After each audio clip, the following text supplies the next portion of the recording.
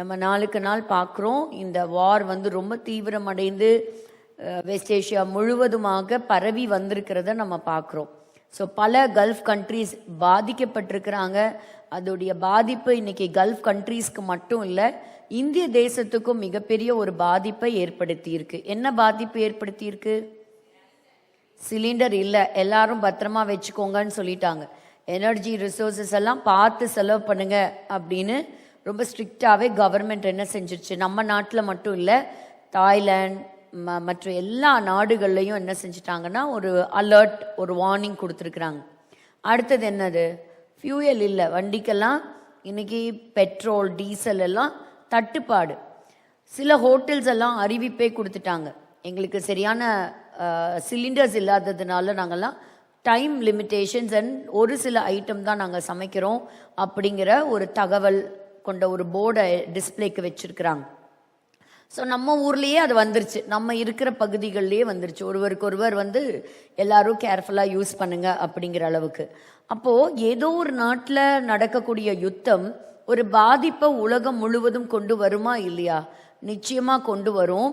இந்த பாதிப்புக்காக, இது மாற்றத்திற்காக நம்ம எல்லாம் ஜெபிக்கணும். அதாவது தேவனுடைய சித்தம் மாறுவதற்கல்ல, பட் ரட்சிக்கப்பட்ட நம்ம ஜெபிக்க வேண்டுவது அவசியம். ஸோ இந்த பூமி முழுவதும் நடக்கிற காரியங்கள் எல்லாமே நம்ம உன்னிப்பாக கவனிக்கணும். We should watch what is happening. So ஒரு வசனம் வாசிக்கலாமா? ஏசாயா 55ஆம் அதிகாரம் 8வது வசனம், 8-9 வாசிக்கலாம். ஏசாயா 55, 8-9.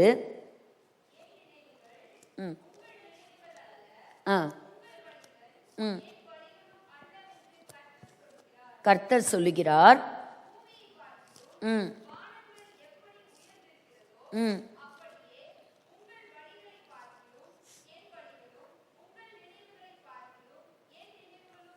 உயர்ந்திருக்கிறது. So God's plans are always the best and it is for good. பல விஷயங்களுக்கு நம்ம ஆன்சர் தேடி அலையிறோம் பாருங்க. ஆனால் ஆண்டவர் சொல்றாரு, ஆண்டவருடைய வழிகள்லாம் ரொம்ப ஆச்சரியமானது. It is all so mysterious and unpredictable. So மனுஷனால கண்டுபிடிக்கவே முடியாது. ஆனால் ஏன்னா ஆண்டவர் சொல்லிட்டாரு, ஏன் நினைவும் உன்னுடைய நினைவும் ஒன்றும் கிடையாது, அது ரெண்டையும் என்ன செய்ய முடியாது, மேட்ச் பண்ணவே முடியாது. ஆனால் ரட்சிக்கப்பட்டவர்களுக்கு தேவனுடைய நினைவுகளை நம்ம புரிஞ்சுக்கிறதுக்கு நிச்சயம் என்ன இருக்கணும், அந்த தேவ ஞானத்தை தேவ பலனை பெற்றவங்களா நம்ம இருக்கணும். அப்போ ஒன்று மட்டும் நம்ம புரிஞ்சுக்கிறோம், என்னது, நமக்கு புரியல அப்படின்னாலும் முழுவதையும் ஆட்சி செய்கின்ற தேவனுடைய திட்டங்கள் அது நன்மைக்கு ஏதுவான திட்டங்கள் தான். God's ways are always the best. இன்னைக்கு இருக்கக்கூடிய கரண்ட் வேர்ல்ட் அஃபேர்ஸ் எல்லாம் நம்ம பார்க்கும்போது, உலகம் முழுவதும் நடக்கக்கூடிய நிகழ்ச்சிகளை நம்ம பார்க்கும்போது பல சமயத்தில் நமக்கு பயமாக இருக்குது. ரெண்டாவது, சில சமயம் நம்பிக்கை இழந்தது போல இருக்குது. எல்லா விஷயங்களும் கைமீறி போன மாதிரி, இது ஒரு கண்ட்ரோலுக்கே வராதா? என்னதான் இந்த உலகத்தில் நமக்கு நடக்குது?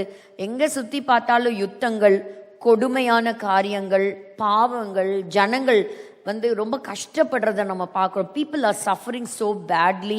அதெல்லாம் நம்ம பார்க்கும்போது அப்போ இதெல்லாம் நம்மளுடைய புத்திக்கு அப்பாற்பட்ட சிந்தனைகள். அப்போ நம்ம என்ன செய்யக்கூடாது, நம்ம சோர்ந்து போயிடக்கூடாது. அப்போ உடனே நமக்கு வர வேண்டிய கேள்வி என்னன்னா, why this is all happening, ஏன் இதெல்லாம் நடக்குது அப்படின்னு. ஆனால் ரட்சிக்கப்பட்ட நமக்கு ஏன் என்பது சரியான கேள்வி அல்ல. என்ன கேட்கணும், ஆண்டவரே இப்போ நடக்கிற இந்த காரியங்கள்லாம் நான் எப்படி பார்க்கணும், எந்த கண்ணோட்டத்தில் பார்க்கணும், how should I view this situation right now. ஆண்டவரே இதிலிருந்து நான் என்ன படிக்கிறேன். இன்னைக்கு இருக்கிற காலகட்டங்களில் இந்த மாதிரி ஒரு நியூஸ் பேப்பரையும் பரிசுத்த வேதாகமத்தையும் இன்னைக்கு ஒப்பிட்டு பார்த்து நடக்கக்கூடிய காரியங்களை நம்ம துல்லியமாக கவனித்து புரிஞ்சுக்கக்கூடிய ஒரு சிச்சுவேஷனுக்கு நம்ம வந்தாச்சு. அப்படி வேகமாக என்ன நடக்குதுன்னா, வேதாகமத்தில் எழுதப்பட்ட தீர்க்க தரிசனங்கள் ரொம்ப துல்லியமாகவே நடந்துட்டு இருக்கிறத நம்ம பார்க்குறோம். ஸோ ஆண்டவர், இந்த காலகட்டத்தில் நான் என்ன செய்யணும்? Lord, what do you want me to do right now? நான் இப்போ என்ன செய்யணும்? இப்போ இப்படியெல்லாம் ஒரு சூழ்நிலைலாம் இருக்குது. அப்போ நம்ம என்ன செய்யணும்? கர்த்தருடைய ஜனங்கள் ஆதி நாட்கள் என்ன செய்தாங்க? இந்த மாதிரி சிச்சுவேஷன்லாம் வரும்போது சாப்பிட்டு தூங்கிட்டாங்களா? இல்லை எங்கேயோ நடக்குது, கரெக்ட், என்ன பண்ணாங்க? உபவாசித்தாங்க. உபவாசித்து அவங்க ஜெபித்தாங்க.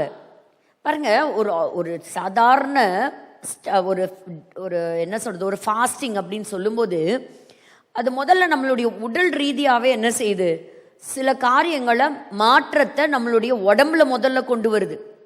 when you fast என்ன செய்யுது, நம்மளுடைய உடம்பு வேலை செய்யறதுக்கு எனர்ஜியை தேடி அலையுது, அதுக்கு சாப்பாடை தேடி அலையுது. சாப்பாடு கிடைக்கலங்கும் போது ஐயோ சாப்பாடே கிடைக்கலையே, ஒவ்வொரு ஆர்கனும் வேலை செய்யணும், அப்போ அதுக்கு தேவையான எனர்ஜியை ஜென்ரேட் பண்ணணும்.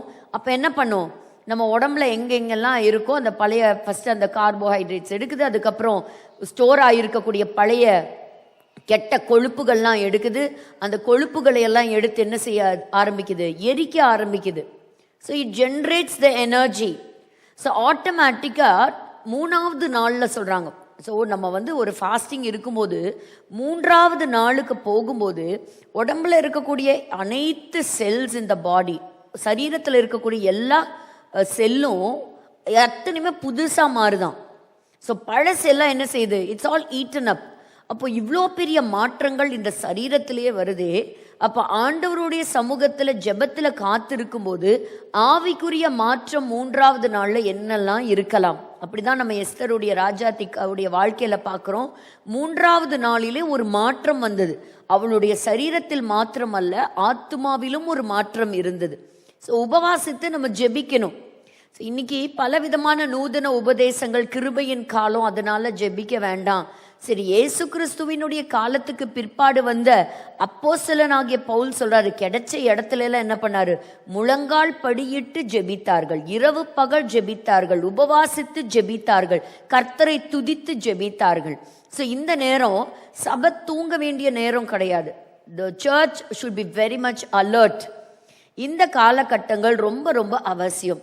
அநேகர் என்னிடத்துல கேட்கக்கூடிய ஒரு காரியம் என்னன்னா, ஐயோ இந்த யுத்தம் வந்து எப்படி முடியும், ஏன்னா யாருமே எதிர்பார்க்கல, இது மத்திய கிழக்கு நாடுகள் எல்லாம் பரவி எல்லா இடங்கள்லையும் இஸ்லாமிய நாடே இஸ்லாமிய நாடுகளை தாக்கி அங்க ஒரு சேதத்தை உண்டாக்கும்னு யாருமே நினைச்சு பார்க்கவே இல்லை. அப்போ இதுதான் கடைசியா அப்படின்னு சொல்லி, இப்போ கடைசியா என்ன ஆகுது, இப்போ பாருங்க, ஈரானுக்கு உதவி செய்வதற்காக ரஷ்யா உள்ள வருது. ஐயோ ரஷ்யா உள்ள வருதே, அப்போ இதுதான் கடைசி யுத்தமா? ஏன்னா கடைசி யுத்தத்தில் யாரு ஒன்று சேரணும், யுத்தத்தில் ரஷ்யாவும் ஈரானும் ஒன்று சேரணும். ஸோ இப்போ அப்படி இருக்கே, அப்போ உலகத்தினுடைய முடிவுக்கு வந்துட்டோமா? எந்த யுத்தம் எங்கே வந்தா என்ன, ரட்சிக்கப்பட்ட ஜனங்களுக்கும் நடக்க போகிற கோகு மாகோகு யுத்தத்துக்கும் சம்பந்தம் இல்லை. அது இஸ்ரேல் தேசத்தோட நடக்க போகிற ஒரு யுத்தம். சபையானது விழித்திருந்து மனவாட்டியாகிய கிறிஸ்து வர்றதுக்கு காத்திருக்கணும். ஏன்னா அவருடைய வருகை எப்ப தெரியுமா, யாருக்கும் தெரியாது, எப்ப வேணா இருக்கலாம். அப்போ எந்த டே எந்த டைம்னு தெரியாதே தவிர, ஆனா இந்த ஆர்டர் ஆஃப் த ஈவெண்ட்ஸ் நடக்குது பாருங்க, இதெல்லாம் வந்து ஒரு அரேஞ்ச்மெண்ட்ஸ். இதெல்லாம் வந்து ஆண்டவர் என்ன செய்யறாங்க, அழகா கண்களுக்கு முன்பாக இந்த வேதாகமத்தை நம்ம படிக்கிற நமக்கு அந்த ஞானத்தை கொடுக்க ஆண்டவர் இது எல்லாத்தையும் காமிக்கிறாங்க. ஸோ நடக்கிற யுத்தங்கள் எல்லாம் எங்கேயோ நடக்குது அப்படிங்கிறத விடக்கூடாது. It all shows how much we are close to the coming of Christ. ஆண்டவரை சந்திக்கிறதுக்கு நீங்க ஆயத்தமா இருக்கிறீங்களா? ஆமா, நம்ம கிரியையினால நம்ம வந்து நீதிமான்கள் ஆகலை, அவருடைய கிருபையினால தான் நம்ம நீதிமான்கள் ஆயிருக்கிறோம். நான் நல்லது செஞ்சேன், நான் வந்து உதவி செஞ்சேன், நான் காசு கொடுத்தேன், நான் சர்ச்சுக்கு வந்தேன், தசமப்பா, அதெல்லாம் இல்லை. நம்ம அவருடைய நீதினால நம்மெல்லாம் கெட்டவங்க தான், நம்மெல்லாம் ஆண்டவருக்கு துரோகிகளாக இருந்தவங்க தான், அவருக்கு தூரமாக இருந்தவங்க தான்.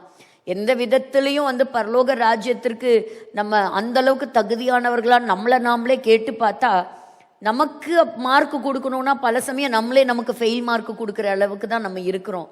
ஆனால் கர்த்தர் நம்மை தேடி வந்தார். இந்த உலக தோற்றத்திற்கு முன்பாகவே அவர் நம்மை முன்குறித்திருக்கிறார். So it is by the agape love of Christ, கர்த்தருடைய அன்பு. ஸோ அந்த அன்பின் நிமித்தமாக நம்ம என்ன செஞ்சுருக்கிறோம், நீதிமான் ஆக்கப்பட்டிருக்கோம். பட் அதே ஒரு தகுதியை வச்சு போயிடலான்னு நினச்சி என்ன செஞ்சுட்டு இருக்கக்கூடாது, தவறுகளுக்கு மேலே தவறும் பாவத்துக்கு மேலே பாவமும் செய்யக்கூடாது. அதுக்காகவா நான் கிருபையை பெற்றுக்கொண்டேன்னு பவுல் கேட்கிறார், அதுக்காகவா? இல்லையே, பாவம் செய்வதற்காக இல்லை. So the church must come away. So நம்ம சரீரத்திலையும் ஆத்மாவிலையும் ஒட்டி கொண்டு இருக்கக்கூடிய பாவங்களை களைந்து விட்டு கர்த்தருடைய வருகைக்கு மாசற்றவர்களாக ஆயத்தமாக வேண்டியது அவசியம். ஸோ இந்த வார்த்தையோடு கூட நம்ம பார்க்க போகிறது என்ன அப்படின்னா, இதுவரைக்கும் கண்டிராத அளவுக்கு ஒரு மிகப்பெரிய அட்டாக், ஒரு டைரக்ட் அட்டாக் ஆன் ஈரான் அப்படின்னு சொன்னால் இப்போ நம்ம பார்த்துட்டு இருக்கிற இந்த யுத்தம் தான்.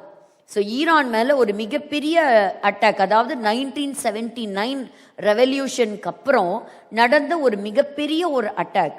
ஸோ இந்த அட்டாக்கை பற்றி தான் பார்க்க போகிறோம். போன வாரம் நம்ம பார்த்தோம் பெர்ஷியா நாட்டில் எப்படி ஒரு ஆமான் மொர்தகாய்க்காக ஆயத்தம் பண்ணி வைத்திருக்கிற தூக்கு மரத்தில் அவனே கடைசியில் தூக்கி போடத்தக்கதான ஒரு நாள் வந்தது. அதே தீர்க்க தரிசனம் 2300 வருஷம் கழிச்சு ஹிட்லருடைய காலகட்டங்களில் அப்படி ஒரு பண்டிகை மறுபடியும் திரும்பி வந்தது. அதுக்கப்புறம் கொஞ்சம் வருஷங்கள் கழிச்சு 2026 வருஷத்துல பூரிம்க்கு முந்தின நாள் அவங்களுடைய சத்ருவாகிய அலி கமேனியை இஸ்ரவேல் இராணுவம் கடந்து போய் முற்றிலுமாக அழித்து போட்டது. நிச்சயமாகவே அவங்களுக்கு இப்படி ஒரு பூரிம் ஃபெஸ்டிவல் தான். ஏன்னு கேட்டிங்கன்னா, இந்த யூதர்களை அழிப்பதற்கு ஒவ்வொரு தலைமுறையிலும் யாரோ ஒருவன் எழும்பிக் கொண்டே தான் இருந்தான். அலி கமேனியுடைய வார்த்தை என்னன்னு பார்த்தீங்கன்னா, காலையில் எந்திரிச்ச உடனே ஸ்லோகம் சொல்ற மாதிரி சொல்றது, death to Israel, death to America, America is the big Satan and Israel is the little Satan. அதாவது அவன் பெரிய சாத்தான், இவன் சின்ன சாத்தான். இப்படிதான் சொல்லி சொல்லி தன்னுடைய சொந்த ஜனங்களை வளர்த்தியவர் தான் இந்த அலி கமேனி. அத்தனை வெறுப்பும் கசப்பும் கொண்டவர். இஸ்ரேல் தேசத்தை முற்றிலும் அழிக்கணும், கைப்பற்றணும், யூதர்கள் இல்லாம போகணும். ஸோ அப்படிப்பட்ட ஒரு மனிதன் அழிந்து போனார். அப்போ பாருங்க, இன்னைக்கு நம்ம பார்க்குறோம் 2600 வருஷங்களுக்கு முன்பாக ஒரு எபிரேய தீர்க்கதரிசியாகிய எரேமியா என்ன சொல்றாருங்கிறத பார்க்குறோம். பாருங்க, ஒன்று ஹனுக்கால ஆரம்பிச்சோம், அடுத்தது என்ன பார்த்தோம், நம்ம பூரிம் பார்த்தோம். இன்னைக்கு இந்த ஈரானுடைய இந்த தாக்குதல் எல்லா இடங்கள்லையும் பரவி இருந்ததுனால ஈரானை பற்றி கொஞ்சம் பார்க்க போகிறோம். நம்ம வாரத்துக்கு ஒரு நாள் பார்க்கறதுனால எடுக்கிற அந்த சப்ஜெக்டை கண்டினியூ பண்ணி முடிக்க முடியறதில்ல.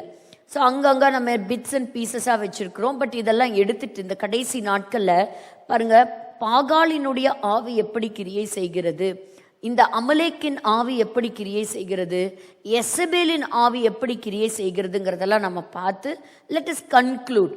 ஸோ அப்படி ஒரு கன்க்ளூஷனுக்கு நம்ம வரலாம். ஸோ இப்படி இதெல்லாம் பார்த்து கடைசியாக கன்க்ளூட். அதனால இன்னும் நான் பூரிமாக இருக்கட்டும், ஹனுக்காவாக இருக்கட்டும், எல்லாத்தையும் என்ன பண்ணி வச்சிருக்கிறேன் அங்கங்கே. ஸோ அங்கங்கே நமக்கு இன்னும் ஒரு ஃபினிஷ் பண்ணாத போர்ஷன்ஸாக நிறையா இருக்குது. ஸோ ஹனுக்கானா என்னது, ஆன்டியோகஸ் எபிஃபானஸ் உடைய அழிவு. அதாவது 2வது தேவாலயத்தை அசுத்தப்படுத்தினான், பண்ணியை கொண்டு வந்து பலியிட்டான், யூத ஜனங்களை கொலை செய்தான், தேவாலயத்துக்குள்ள தன்னை தெய்வமா கொண்டு வந்து உட்கார்ந்துக்கிட்டான். அவனை வெற்றி கண்டாங்க மக்காபியர்கள். அதை கொண்டாடுற பண்டிகை தான் ஹனுக்கா பண்டிகை. ஆமானுங்கிற ஒரு பொல்லாதவன் எந்திரிச்சா, இந்த யூதர்களை அழிக்கிறதுக்கு திட்டம் போட்டான், அவனே அழிந்து போனான். அதை கொண்டாடுவது தான் பூரிம் பண்டிகை. அதை தான் போன வாரம் யூதர்கள் கொண்டாடினாங்க. அடுத்ததா இன்னைக்கு நம்ம இந்த ஈரானெல்லாம் கொஞ்சம் பார்த்துட்டு அதற்கு பிறகு இனி வரக்கூடிய காலம் எப்படி இருக்கும்னு பார்க்கலாம். ஒரு காரியம் சொல்றேன். இப்போ இன்னையிலிருந்து ஒரு 10,000 வருஷம் கழிச்சு போயிட்டீங்க அப்படி வச்சுக்கலாம். இன்னையிலிருந்து 10,000 இயர்ஸ் தாண்டி போயிட்டீங்க. இப்போ 10,000 வருஷத்துக்கு அப்புறம் திரும்பி பார்த்தா எதெல்லாம் நடந்து முடிஞ்சிருக்கும்? உங்களுக்கு தெரிஞ்சதெல்லாம் சொல்லுங்க பார்க்கலாம்.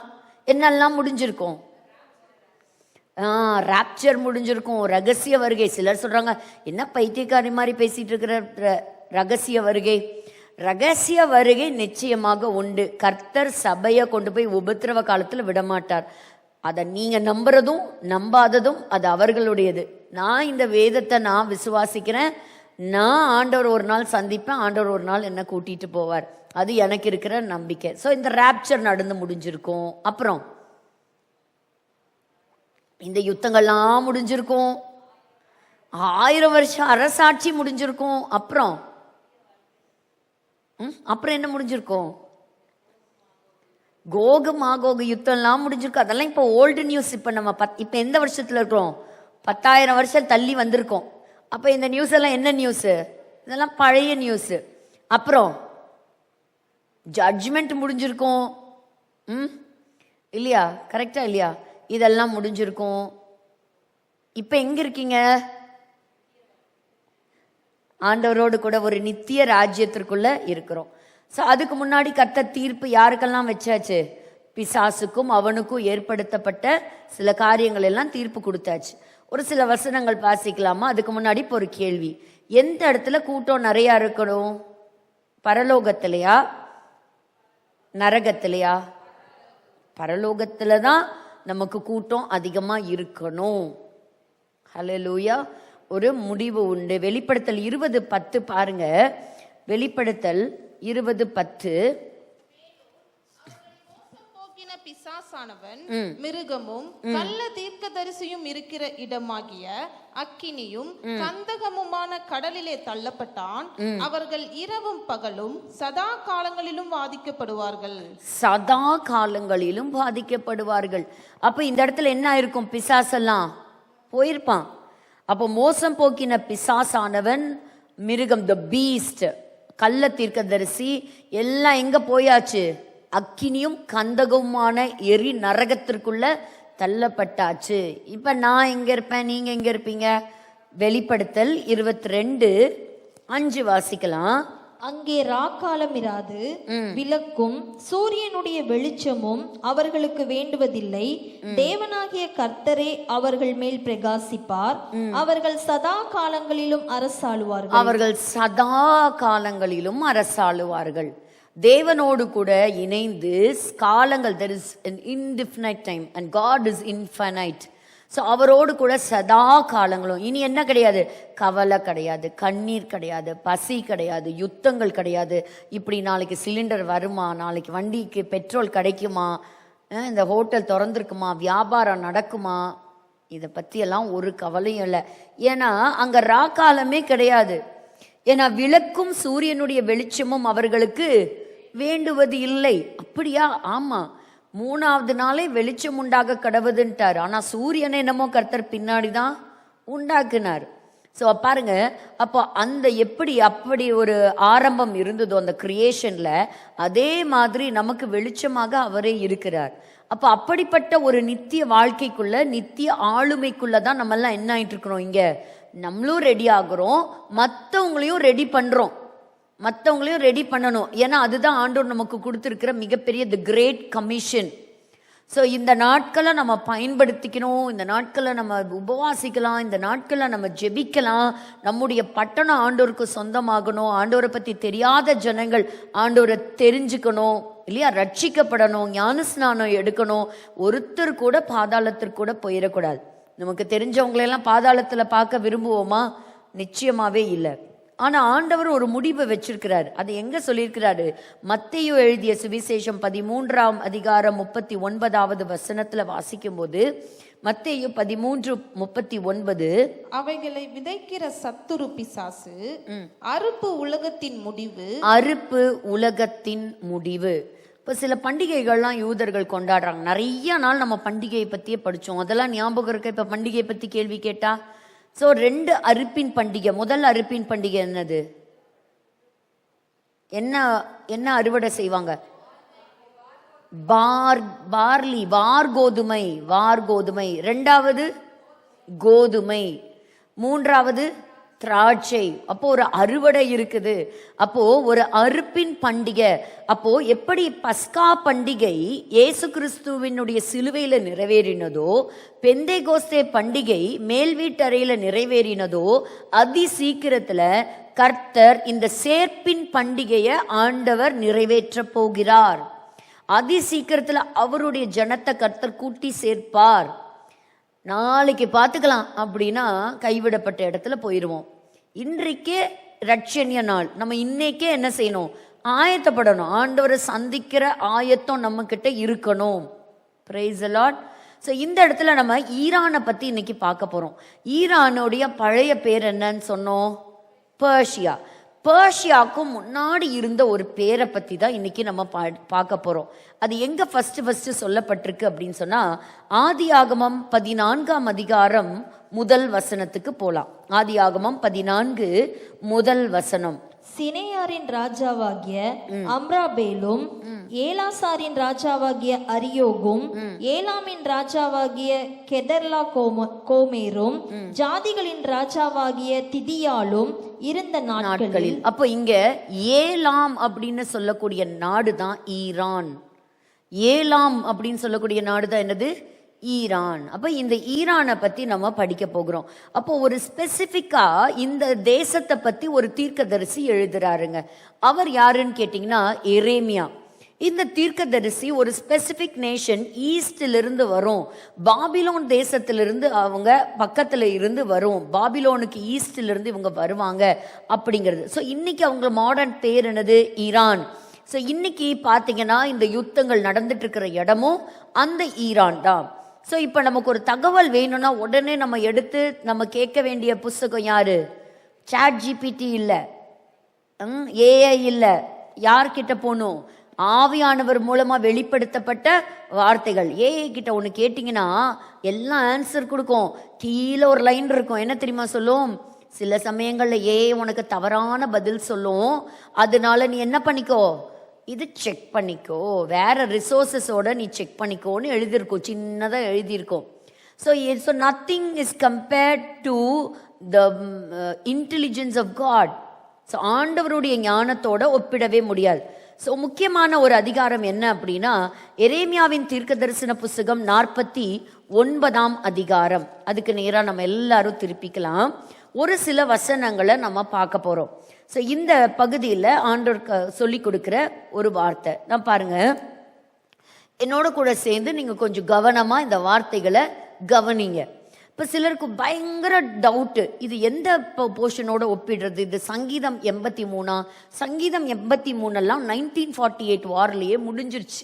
ஸோ சில தேசங்களை வச்சு, சில திசைகள்லேருந்து வரக்கூடிய ராஜ்யங்களை வச்சு, அந்த ராஜாக்களை வச்சு தான் நம்ம என்ன செய்கிறோம், இப்போ நம்ம என்ன பீரியடில் நம்ம இருக்கிறோம், இந்த வார் எப்போ முடிஞ்சுது. சில தீர்க்க தரிசனங்கள் ஒன்றுக்கும் மேற்பட்ட முறை அது என்ன செய்யுது, அது மறுபடியும் நிறைவேறுது. இப்ப எப்படி பூரிம் பத்தி படிச்சோம், எஸ்தர் சொன்ன இன்னொரு நாள் அப்படின்னு சொன்னது பல ஆண்டு காலங்களுக்கு பிறகு அதே மாதிரி ஒரு நாள் ரிப்பீட் ஆச்சு. இப்ப எக்ஸைல் இருந்த, அதாவது சிறையிருப்பின் நாட்கள்ல இருந்த யூதர்கள் தேசத்துக்கு மறுபடி வருவாங்க. அப்படிங்கும் போது 70 ஆண்டு காலங்கள் பிறகு பாபிலோன் தேசத்திலிருந்து சொந்த தாய்நாடாகிய எருசலேமுக்கு அவங்க திரும்பி வந்தாங்க. அதே போலதான் 1948 என்னாச்சு, உலகம் முழுவதும் சிதறி போனவர்கள் பல்வேறு தேசங்கள்ல இருந்து கர்த்தர் அவர்களை மீண்டுமாக கூட்டி சேர்த்தார். சோ ஒரு சில தீர்க்கதரிசிகளின் வார்த்தைகள் ஒரு பகுதி அந்த காலத்துல நிறைவேறிச்சு, ஒரு பகுதி பிற்காலத்துக்கு என்று வைக்கப்பட்டிருந்தது. அந்தந்த டைம் வரும்போது அந்த ப்ராஃபஸியுடைய அந்த ரெவலேஷனை, அந்த வெளிப்படுத்தல ஆவியானவர் நமக்கு காட்டி கொடுக்கறாங்க. அப்படிதான் என்ன செய்ய போறோம், இப்போ ஒரு தீர்க்க தரிசன பகுதியை நம்ம வாசிக்கிறோம். அப்ப எரேமியா 49 நம்ம பார்க்கும் பொழுது வாசிக்கலாமா? யூதா ராஜாவாகிய சிதேக்கியாவினுடைய ராஜ்யபாரத்தின் துவக்கத்திலே ஏலாமுக்கு விரோதமாக, ஏலாம்னா என்னன்னு சொன்னேன் நானு, ஈரான், ஈரானுக்கு விரோதமாக எரேமியா என்னும் தீர்க்கதரிசிக்கு உண்டான கர்த்தருடைய வசனம். இந்த வார் எப்படி முடியும், அந்த கேள்வியெல்லாம் இருக்கா? அப்ப இந்த வசனம் தான் நமக்கு ஆன்சர் கொடுக்க போகுது. இதுதானா? பாருங்க, சேனைகளின் கர்த்தர் சொல்லுகிறது என்னவென்றால், இதோ நான் ஏலாமின் வில் என்னும் அவர்களுடைய பிரதான வல்லமையை முறித்து போட்டு. இந்த வசனம் இங்கிலீஷ்ல கொடுக்க முடியுமா? 35 எரேமியா 49:35 இங்கிலீஷ்ல இருந்தா கூட ஒரு நிமிஷம் வாசிக்கிறீங்களா? This is what the Lord Almighty says, see, I will break the bow of Elam, the mainstay of their might. இப்போ இந்த வார்த்தையை இன்னைக்கு இருக்கக்கூடிய ஈரானோட ஒப்பிட்டு பாருங்க. பல வாரங்கள் நம்ம ஒரு வீடியோ பார்த்துருக்குறோம். என்ன வீடியோ பார்த்தோம்? ஈரான் எப்பவுமே தனக்கு இருக்கக்கூடிய ஆயுத பலத்தை காட்டிக்கிட்டே வந்தது. பாரு, எங்க கிட்ட கிளஸ்டர் பாம்ஸ் இருக்குது, எங்க கிட்ட பேலிஸ்டிக் மிசைல்ஸ் இருக்கு, எங்க கிட்ட பவர்ஃபுல்லான வெப்பன்ஸ் இருக்கு, எங்க கிட்ட ட்ரோன்ஸ் இருக்கு. உண்மைதான், அது ஒரு பண்டைய காலத்து நாடு, ஏன்ஷியன்ட் டைம்ல இருந்து இருக்கு. இஸ்ரேலுக்கும் ஈரானுக்கும் நெருங்கிய தொடர்பு உண்டு. அங்கிருந்து தான் கோரேசுங்கிற ஒரு மன்னனை கர்த்தர் எழுப்பி தயவு பாராட்டினார். இதே பட்டணத்திலிருந்து தான் ஆமான்கிற ஒருத்தனும் எழும்புனான். ஸோ இஸ்ரேலுக்கும் ஈரானுக்கும் ஒரு நெருங்கிய தொடர்பு இருக்கு. இப்போ இங்கிலீஷில் படிக்கும்போது சிலதெல்லாம் வந்து ரொம்ப கரெக்டாக நம்ம ஒரு அந்த இடத்துல ஒரு எம்பசைஸ் பண்ணி படிக்கிறதுக்கு ஆங்கில வார்த்தைகள் ரொம்ப பிரயோஜனமாக இருக்கும். அப்போ இந்த இடத்துல பாருங்க, ஏலாமின் வில், இந்த இடத்துல ஐ வில் பிரேக் த பா ஆஃப் ஏலாம். அப்போ இன்னைக்கு அவங்கிட்ட வில்லுங்கிறது கிடையாது, அவங்கிட்ட இருக்கக்கூடியது என்னது? The mighty weapons. இன்னைக்கு உலகத்தையே பயமுறுத்துறான் பாருங்க.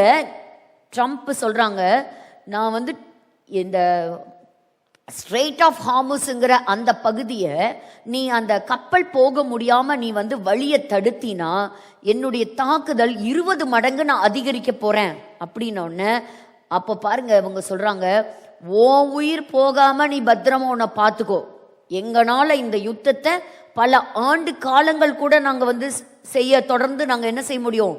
நடத்த முடியும். பல ஆண்டு காலங்களாக யுத்தங்களை செஞ்சு செஞ்சு செஞ்சு என்ன வச்சிருக்கிறாங்க? சேர்த்தி வச்சிருக்கிறாங்க. ஈரானுங்கிறது ஒரு சாதாரண நாடு கிடையாது, சுற்றிலும் மலைகளை கொண்ட ஒரு நாடு, ரொம்ப பெரிய பெரிய பாறைகளை சூழ்ந்து இருக்கக்கூடிய நாடு, சுத்தி மவுண்டன்ஸ் இருக்குது, ரொம்ப டீப் அண்டர் கிரவுண்டில் தான் என்ன வச்சிருக்கிறாங்கன்னா அவங்களுடைய இந்த மிசைல் மேனுஃபேக்சரிங் எல்லாம் வச்சிருக்கிறாங்க. பாருங்க, இந்த இந்த ஏலாம்னு சொல்லக்கூடிய பகுதிகளில் தான் நான் சில அந்த ஆர்கியாலஜி இதில் ஸ்டடீஸை பண்ணி பார்த்தா, இன்னைக்கு அவங்க சொல்றது இஸ்ஃபஹான் இப்படியெல்லாம் சொல்லக்கூடிய பகுதிகள்லாம் பைபிள் எழுதப்பட்ட அந்த பகுதிகள், எங்க இந்த ஆயுதங்களை செய்வாங்களோ அந்த பகுதிகள். அப்ப ஆண்டவர் சொல்றாரு, அதை யார் சொல்றா? God himself says, the Lord says, I will break the bow of Elam. So ஏலாமுடைய வில்ல நான் என்ன செய்வேன்? அவர்களுடைய வல்லமையை முறித்து போடுவேன். அப்ப இன்னைக்கு வல்லமையான நாடா இல்லையா? ஆமா. ஈரானு எத்தனையோ அதுக்கு மேல சில காரியங்களை தடை செய்திருந்தாலும் அது இந்த தடைகளும் தாண்டி தன்னை என்ன பண்ணி வச்சிருக்குது? ஒரு எம்பவர்ட் நேஷனா தான் வச்சிருக்குது ஈரான். அடுத்தது பாருங்க, பிரதான வல்லமையை முறித்து போட்டு வானத்தின் 4 திசைகளிலும் இருந்து 4 காற்றுகளை ஏலாமின் மேல் வரப்பண்ணி அவர்களை இந்த எல்லா திசைகளிலும் சிதறடிப்பேன். இது ஒரு பகுதி ஏற்கனவே நடந்திருக்கு. ரெவல்யூஷன் ஏற்கனவே, இந்த ரெவல்யூஷன் வந்தப்போ அங்கிருந்தவர்கள் ஏராளமான ஜனங்கள் சிதறி போயிட்டாங்க. அங்க இருக்கக்கூடிய இஸ்லாமியர்கள் பேர்லாம் என்னன்னா ஷியா முஸ்லிம்ஸ். ஸோ பல நாடுகளுக்குள்ள அவங்க இருக்கிறாங்க. நெருக்கங்கள் வந்த பொழுது அவங்க எல்லாம் போனாங்க. 1979 நான் ஏலாமியரை அவர்கள் சத்துருக்களுக்கு முன்பாகவும் அவர்கள் பிராணனை வாங்க தேடுகிறவர்களுக்கு முன்பாகவும் கலங்க பண்ணி என் கோபத்தின் உக்கிரமாகிய தீங்கை அவர்கள் மேல் வரப்பண்ணுவேன் என்று கர்த்தர் சொல்லுகிறார். அவங்களுக்கு இருக்கிற எனிமி யாரு? இப்ப கரண்ட் எனிமி ஈரானோட எனிமினா யாரு? ஃபர்ஸ்ட் எனிமி இஸ்ரேல், அடுத்தது அமெரிக்கா. பாருங்க, நான் அவர்களை நிர்மூலமாக்கும் மட்டும் பட்டயத்தை அவர்களுக்கு பின்னாக அனுப்பி. ஸோ அந்த ஏலாமை பத்தி சொல்லும் பொழுது அவர்கள் நிர்மூலமாக்கப்படுவார்கள், அவர்கள் கலங்கடிக்கப்படுவாங்க, அவங்க துரத்தி விடப்படுவாங்க, அவங்களுடைய வல்லமையை நான் பிடுங்குவேன் அப்படின்னு சொல்றத நம்ம பார்க்கிறோம். என் சிங்காசனத்தை ஏலாமிலே வைத்து அப்படின்னா என்ன அர்த்தம்? ஆண்டவர் அந்த இடத்துல கண்ட்ரோல் எடுப்பார். God will rule. அங்கே இருந்து ராஜாவையும் பிரபுக்களையும் அழித்து போடுவேன் என்று கர்த்தர் சொல்லுகிறார். இப்ப அங்கே இருந்து இப்ப கரண்டா ராஜான்னு சொல்றது யாரா இருந்தாங்க? ராஜான்னு சொல்றது அலி கமேனியா நம்ம சொல்லலாம். So because he is called to be the supreme leader. அப்ப இங்க பாக்குறோம் நம்ம, அங்கே இருந்து ராஜாவையும் பிரபுக்களையும் அழித்து போடுவேன். இதுதான் கொஞ்சம் நாளாவே என்ன நடக்குது, நடந்துட்டே வருது. ஆனாலும் இப்போ பெஞ்சமின் நெத்தனியாஹு அவங்க சொல்றது என்னன்னா, ஏன் இந்த தாக்குதல் நடக்குது அப்படின்னா இந்த ஆயுதங்களுக்காக தான், வேற எதுக்காகவும் இல்லை. அவங்க இடத்துக்காக சண்டை போடுறாங்களா? ஈரான் கிட்ட இருக்கக்கூடிய ஆயுதங்களை திருடுறதுக்காக சண்டை போடுறாங்களா? நிலத்துக்காக சண்டை போடுறாங்களா? தண்ணிக்காக சண்டை போடுறாங்களா? இல்ல அங்க இருக்கக்கூடிய ஆஸ்தி, இல்ல அவங்க கிட்ட இருக்கிற விலையேற பொருட்கள், எதுக்காகவும் இல்லை. எதுக்காக இந்த சண்டை பண்றாங்க? ஏன்னா உங்ககிட்ட இந்த ஆயுதத்தை வைக்க விட முடியாது. அவங்ககிட்ட மோர் தென் 460 kilograms ஆஃப் என்ரிச்டு யுரேனியம் இருக்கு. அவனை விட்டா என்ன செஞ்சிருவான்? அவன் வந்து பாம் செஞ்சிருவான். ஸோ கிட்டத்தட்ட 9லேருந்து 11 வரைக்கும் அவனுக்கு செய்யக்கூடிய பாம் செய்யக்கூடிய அளவுக்கு அவங்ககிட்ட இப்போ கெப்பாசிட்டி இருக்குது. ஒன்றை போட்டாலே ஒரு நகரமே காலி. நமக்கெல்லாம் தெரியும் ஹிரோஷிமா நாகசாகி எப்படி அழிஞ்சுதுங்கிறது. அந்த மாதிரி ஒரு பாம் போட்டால் போதும், இஸ்ரேலுங்கிற ஒரு நாடே கிடையாது, ஒன்றுமே கிடையாது, அழிஞ்சு போயிடும். அப்போ this is an existential thread. எத்தனை நாள் அச்சுறுத்தல்லையே இருக்கிறது? இன்னைக்கு பாம் போடுவானா, நாளைக்கு தயாரிப்பானா, இன்னைக்கு வந்து தாக்குவானா, இல்லை நம்மளுடைய ஜெனரேஷனை வந்து அவன் தாக்குவானா, யோசிச்சுக்கிட்டே இருக்க முடியுமா? இதுக்கு ஒரு சொல்யூஷன் வேணும் இல்லையா? அப்போ ஆனாலும் கடைசி நாட்களில் நான் ஏலாமின் சிறையிருப்பை திருப்புவேன். அப்போ ஆண்டவர் சொல்றாரு, அப்படியே கைவிடுவதில்லை. இப்ப நம்ம சொல்றோம் அந்த ஏலாமுக்கும் கர்த்தர் என்ன வைத்திருக்கிறார், ஒரு பெரிய ஆட்சி மாற்றத்துக்காக தான் எல்லாருமே செய்றாங்க. நாங்க ஒரு தாக்குதல் நடத்துறோம், நீங்க என்ன செய்யுங்க, அங்க இருக்கக்கூடிய ஈரானியர்கள் உங்களுக்கான ராஜ்யத்தை நீங்க ஏற்படுத்திக்கங்க. So you have to be alert. அந்த இடத்த நம்ம சொல்றோம். ஆனாலும் கடைசி நாட்களிலே ஏலாமின் சிறையிருப்பு, இந்த சிறையிருப்பு மாறினாதான் அந்த இடத்துக்குள்ள சுவிசேஷம் கடந்து போக முடியும். உங்க எல்லாருக்கும் ஒன்று தெரியுமா, இதுவரைக்கும் இல்லாத அளவுக்கு ஈரான் தேசத்துல ஒரு மிகப்பெரிய ஒரு எழுப்புதல் ஆரம்பிச்சிருக்குது. ஒரு வீடியோ இருக்கு, அந்த வீடியோ நம்ம பார்க்கலாம், அங்க பாருங்க. அது மட்டும் இல்லை, ஏராளமான நபர்களுடைய சாட்சியை கேட்க முடியுது. ஈரான் தேசத்துல எப்படி அவங்க இயேசுவை சந்தித்தார்கள், இயேசுவை தரிசித்தார்கள், இயேசு கிறிஸ்து எப்படி அவங்களோடு கூட இடைப்பட்டார், எப்படி அற்புதங்கள் அங்க நடக்குது, எப்படி அவங்களுடைய உள்ளங்கள் எல்லாம் இருதயங்கள்லாம் இன்னைக்கு ஆண்டவருக்காக இன்னைக்கு திறக்கப்படுது அப்படிங்கிறதெல்லாம் அந்த சாட்சிகளாய் அந்த ஆராதனைகளை பார்க்கும் பொழுது ரொம்பவே ஆச்சரியமா இருக்கு. ஒன்றல்ல இரண்டல்ல, ஏராளமான வீடியோஸ் இருக்கு. இன்னைக்கு அங்க சுவிசேஷத்தை ஈஸியா ஜனங்கள் ஏற்றுக்கொள்ளக்கூடிய அளவுக்கு இந்த கடைசி நாட்கள் ஆண்டவர் என்ன செஞ்சிருக்கிறாரு, அந்த கடினமான இருதயங்களை எல்லாம் கர்த்தர் மாத்தி இருக்கிறாங்க அப்படிங்கிறது. அப்ப எதெல்லாம் ஆண்டவர் வந்து பிரேக் பண்றேன் அப்படிங்கிறாருன்னா, த மிலிட்ரி, த ப்ரைட், அவங்க கிட்ட இருக்கக்கூடிய மிலிட்ரி ப்ரைட் என்ன செய்யறாங்க, அதை உடைச்சு போடுவேன். அவங்களுடைய ஸ்ட்ரென்த், இதுதான் என்னுடைய பலன், இதுதான் என்னுடைய ஸ்ட்ரென்த்னு சொல்றதெல்லாம் அது எல்லாத்தையும் நான் வந்து உடைச்சிருவேன். அதாவது அது நம்ம சொன்ன மாதிரி அது நியூக்ளியர் இன்ஃப்ராஸ்ட்ரக்சரா இருக்கலாம், எதுவா வேணாலும் இருக்கலாம், அது எல்லாத்தையும் கர்த்தர் முறித்து போடுவேன். அப்போ நம்ம இப்ப பார்க்கறதெல்லாம் வந்து இது ஒரு முடிவல்ல, ஈரானுக்கும் இது ஒரு ஆரம்பம். அதுதான் ஆண்டவர் சொல்றாரு, இந்த சிறையிருப்பையும் நான் என்ன செய்வேன், நான் திருப்புவேன். That is the beginning. But இருந்தாலும் நம்ம கடைசி நாட்களில் யுத்தங்கள் வரும்பொழுது, ரஷ்யா வரும்பொழுது, ரஷ்யாவோட கூட இணைந்து வரப்போவது எதுதான், இந்த ஈரானுடைய பேரும் இருக்கு. ஸோ ஒரு one of the oldest civilisation, இவங்களை பற்றி என்ன சொல்லப்பட்டிருக்குங்கிறத பார்க்கலாம். அதுக்குள்ள இந்த வீடியோ இருந்தால் ப்ளே பண்ணுங்க. ஏசாயா 22ஆம் அதிகாரம் 6வது வசனம். ஏசாயா 22 6வது வசனம். ஏலாமியன் அம்பரா தூணியை எடுத்து ரதங்களோடும் காலாட்களோடும் குதிரை வீரரோடும் வருகிறான், கீர் கேடகத்தை வெளிப்படுத்தும். பாருங்க, அம்பார தூணியை எடுத்து ரதங்களோடும் காலாட்களோடும் குதிரை வீரரோடும் வருகிறான். இன்னைக்கும் பார்த்தீங்கன்னா அவங்களுடைய காலாட்படை IRGC சொல்லக்கூடிய மிகப்பெரிய இந்த அயத்தோலா கமீனி அவருடைய இராணுவ படையினே சொல்லலாம். ஸோ இப்படி அவங்களுக்கு ஒரு மிகப்பெரிய ட்ரூப் இருக்கு.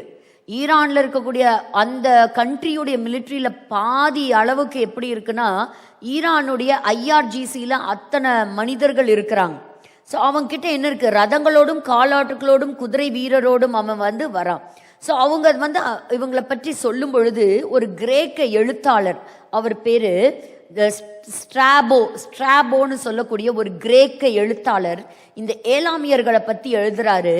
பண்டைய கால உலகத்துல ரொம்ப அழகாய் இந்த அம்பு எய்தல், ஸோ இத பயன்படுத்துகிறவர்கள் யாரு அப்படின்னா, துல்லியமா குறிப்பாத்து தாக்கக்கூடியவங்க யார் அப்படின்னா இந்த ஏலாமியர்கள் தான். ஸோ இவங்களுடைய அடையாளமே என்னதானா, அம்புதானா. So bow is their identity, is their simple of power. So உலகம் முழுதும் அவங்க இருக்கக்கூடிய நகரத்துல மிலிட்ரி டாமினன்ஸ், அதாவது மிலிட்ரி பவர் யார்கிட்ட இருக்கு அப்படின்னு கேட்டிங்கன்னா இந்த ஏலாமியர்கள் கிட்ட இருக்கு. ஸோ அதை தான் ஆண்டவர் சொல்றாரு, அந்த மிலிட்ரி பவரை நான் என்ன செய்வேன், உடைச்சு போடுவேன். ஏன்னா ஒரு பக்கம் பெர்ஷியன் கல்ஃப், இன்னொரு பக்கத்தில் பார்த்தீங்கன்னா ஜாக்ரோஸ்ன்னு சொல்லக்கூடிய ஒரு மலைப்பகுதி, அதற்குள்ள அமைஞ்சிருக்கிறது தான் இந்த நாடு. அந்த நாட்டை ஈஸியாக போய் தாக்குறது ரொம்பவே கஷ்டம். ஆனா இப்ப சொல்லப்படுற இந்த இடத்துல தான், இந்த ஏலாமியர்கள் இருந்த அதே பகுதிகளில் தான் இப்ப என்ன இருக்குதுன்னா, இந்த நியூக்ளியர் ஃபெசிலிட்டி இருக்குது. அங்கதான் இந்த தாக்குதல் நடந்துட்டே இருக்கு. 1979 தான் இஸ்லாமிக் ரீபப்ளிக் ஆஃப் ஈரான் என்ன பண்ணாங்கன்னா, அந்த நாட்டை கைப்பற்றும் போது பலர் யூரோப்புக்கு, ஆஸ்திரேலியாவுக்கு, ஏன் இன்க்ளூடிங் இஸ்ரேலுக்கு கூட சிலர் தப்பிச்சு ஓடி வந்தாங்க. அதை தான் ஈரானியன் டயஸ்போரா அப்படின்னு சொல்லி நம்ம சொல்றோம். ஸோ அப்படி இந்த இடத்துல நம்ம பார்க்குறோம். இன்னைக்கு நம்ம நியூஸ் ஒரு பக்கம் பார்க்குறோம், ஒரு பக்கம் வேத வசனங்களை நம்ம பார்க்குறோம். கிட்டத்தட்ட 47 வருஷங்களா ரொம்ப தைரியமாக பப்ளிக்காக ஈரான் இஸ்ரேலுக்கு ஒரு அச்சுறுத்தலின் செய்தியை கொடுத்துக்கிட்டே தான் இருந்தது. ஸோ ஒரே மாதிரியான இன்சிடெண்ட் இப்போது இந்த இன்சிடெண்ட்லாம் நம்ம பார்க்குறோம். இதெல்லாம் பார்க்கும்பொழுது இதெல்லாம் ஒரு கோ இன்சிடென்ட்ஸ்ன்னு நம்ம சொல்ல முடியுமா? இதெல்லாம் எதேச்சியாக நடக்குதுங்க, இல்லை இதையும் அதையும் நம்ம கம்பேரே பண்ணக்கூடாது, இதெல்லாம் no, it is not by go incidents. இதெல்லாம் பல 1000 வருடங்களுக்கு முன்பாகவே ஆண்டவர் இந்த ஏலாமியர்களை பற்றி சொன்னதை நம்ம பார்க்குறோம். பாருங்க, இன்னொன்று இது உங்களை பற்றி சொல்லும் பொழுது, ட்ரம்ப் சொல்லும்போது உங்களுடைய ஃப்ரீடம் உங்கள் கையில் தான் இருக்குது அப்படின்னா, இந்த 2 லீடர்ஸுமே, பெஞ்சமின் நெத்தன்யா ஆகட்டும் இல்லை ட்ரம்ப் ஆகட்டும், ஒரு மிகப்பெரிய ஆட்சி மாற்றத்துக்காக தான் என்ன செய்கிறாங்கன்னா இந்த ஃபைட்டை தொடர்ந்து நடத்திக்கிட்டே வராங்க அப்படிங்கிறது பார்க்குறோம். அதே போல் எரேமியா தீர்க்கதரிசியை பற்றி நம்ம சொல்லும் பொழுது டோட்டலாக இந்த 49வது அதிகாரத்தில் சொல்லப்பட்டது என்னன்னா, 1 ஏலாமியர்கள் சிதறி போவார்கள், த ஸ்கேட்டரிங். நம்பர் 2, இதில் சொல்லப்பட்ட தீர்க்க தரிசனங்களுடைய 2வது பகுதி அவங்களுடைய மிலிட்ரி டிஸ்ட்ரக்ஷன், அவங்களுடைய வில்லை, அவர்களுடைய வல்லமையை கர்த்தர் முறித்து போடுவார். 3வது ஒரு ஆட்சி மாற்றம், ஒரு ரெஜிம் சேஞ்ச். 4வது கர்த்தர் மறுபடியுமாக அவர்களை கட்டுவார். கட்டும் பொழுது அங்கே ஆட்டோமேட்டிக்காக என்ன இருக்கும்? ஒரு ஸ்பிரிச்சுவல் ரிவைவல் இருக்கும். அந்த வீடியோ இருக்கா?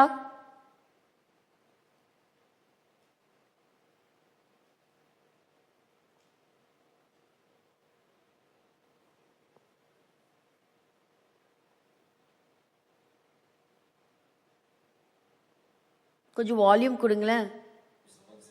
Just kind of pushed me out. How do you approach your personal compatibility with being an Iranian-born American with the perception that the two ideologies are incompatible? I consider myself an American. I've spent most of my life here. I've had freedoms here that I didn't have in Iran, and I've been able to use that to be the person that I am now. But at the same time, those are my people back there. I still have family back there. And then just not them in general. I want to recognize that suffering, and I want to, I want to love on them. Being tethered to both countries. What is So ஒரு sports person அவர் சாட்சி சொல்லும்போது, to all the people of Iran, he is from Iran. So I am from Iran. ஈரான்ல இருக்கக்கூடிய மக்களுக்கு நான் சொல்லக்கூடிய ஒரு செய்தி என்னன்னா, இயேசு கிறிஸ்துவே உண்மையான தேவன். இன்னொரு வீடியோ கூட இருந்தது, அவங்களுடைய ஆராதனைக்குரிய ஒரு video. empathy from where you sit, how you feel? What's most foundational when it comes to sitting in the seat of another? How do you approach your personal compatibility? That's always the first question, I guess, you should ask. Why should you put yourself in somebody else's shoes? And then you remember what the Lord says. Love God, close பண்ணிடலாம். and love your neighbor. I've spent most of my life here. இந்த video வரும்போது பார்ப்போம். இப்போ எரேமியாவோட தீர்க்க தரிசன வார்த்தைகள்லேருந்து ஒரு சில வார்த்தைகளை நம்ம பார்க்கும்போது, ஒன்று அவர் சொல்லுவது, பாபிலோன் தேசத்திலிருந்து எத்தனை வருஷம் கழித்து திரும்பி வருவாங்கன்னு சொன்னார்? 70 years. இந்த தீர்க்க தரிசனம் நடந்துச்சா? ஆமாம், நடந்து முடிஞ்சிருச்சு. மறுபடியும் எருசலேம் கட்டப்படும் 70 வருஷத்துக்கு அப்புறம், தேவாலயம் கட்டுவாங்க, அது நடந்துச்சா? ஆமாம், அங்கேயும் நம்ம என்ன பண்ணலாம்? ஒரு டிக் மார்க் கொடுத்துக்கலாம். அப்போ எரேமியா மூலமாக சொல்லப்பட்ட இந்த தீர்க்க தரிசனம் நிறைவேறுச்சு. அதற்கப்புறம் பாபிலோன் தேசம் 70 ஆண்டு காலங்களுக்கு பிறகு அது தோற்கடிக்கப்படும். பாபிலோன் சாம்ராஜ்யம் விழுந்துச்சா? ஆமா, மேதிய பெர்ஷியர்கள் வந்த பிறகு 70 ஆண்டு காலங்களுக்கு அப்புறம் என்னாச்சு? ஸோ அதுவும் விழுந்து போச்சு. அப்புறம் சிதேக்கியான்னு ஒரு ராஜாவை பிடிச்சிட்டு போவாங்க அப்படின்னு சொன்னது நடந்துச்சா? ஆமா, அதுவும் நடந்துச்சு. அப்ப எரேமியா சொன்னதெல்லாம் நடந்துச்சுன்னா ஏலாமியர்களை பத்தி சொன்னது என்ன செய்யணும்? அதுவும் நடக்கணும்.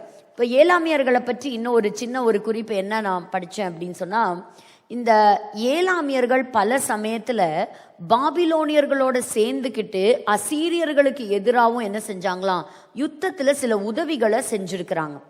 அது எங்கே ரெக்கார்ட் ஆயிருக்குன்னா, பாபிலோனியர்களுடைய பேபிலோனியன் கிரானிக்கல் அப்படிங்கிறதுல அவங்க செய்த உதவிகளும் என்ன செய்யப்பட்டிருக்குன்னா பதிவு செய்யப்பட்டிருக்குது.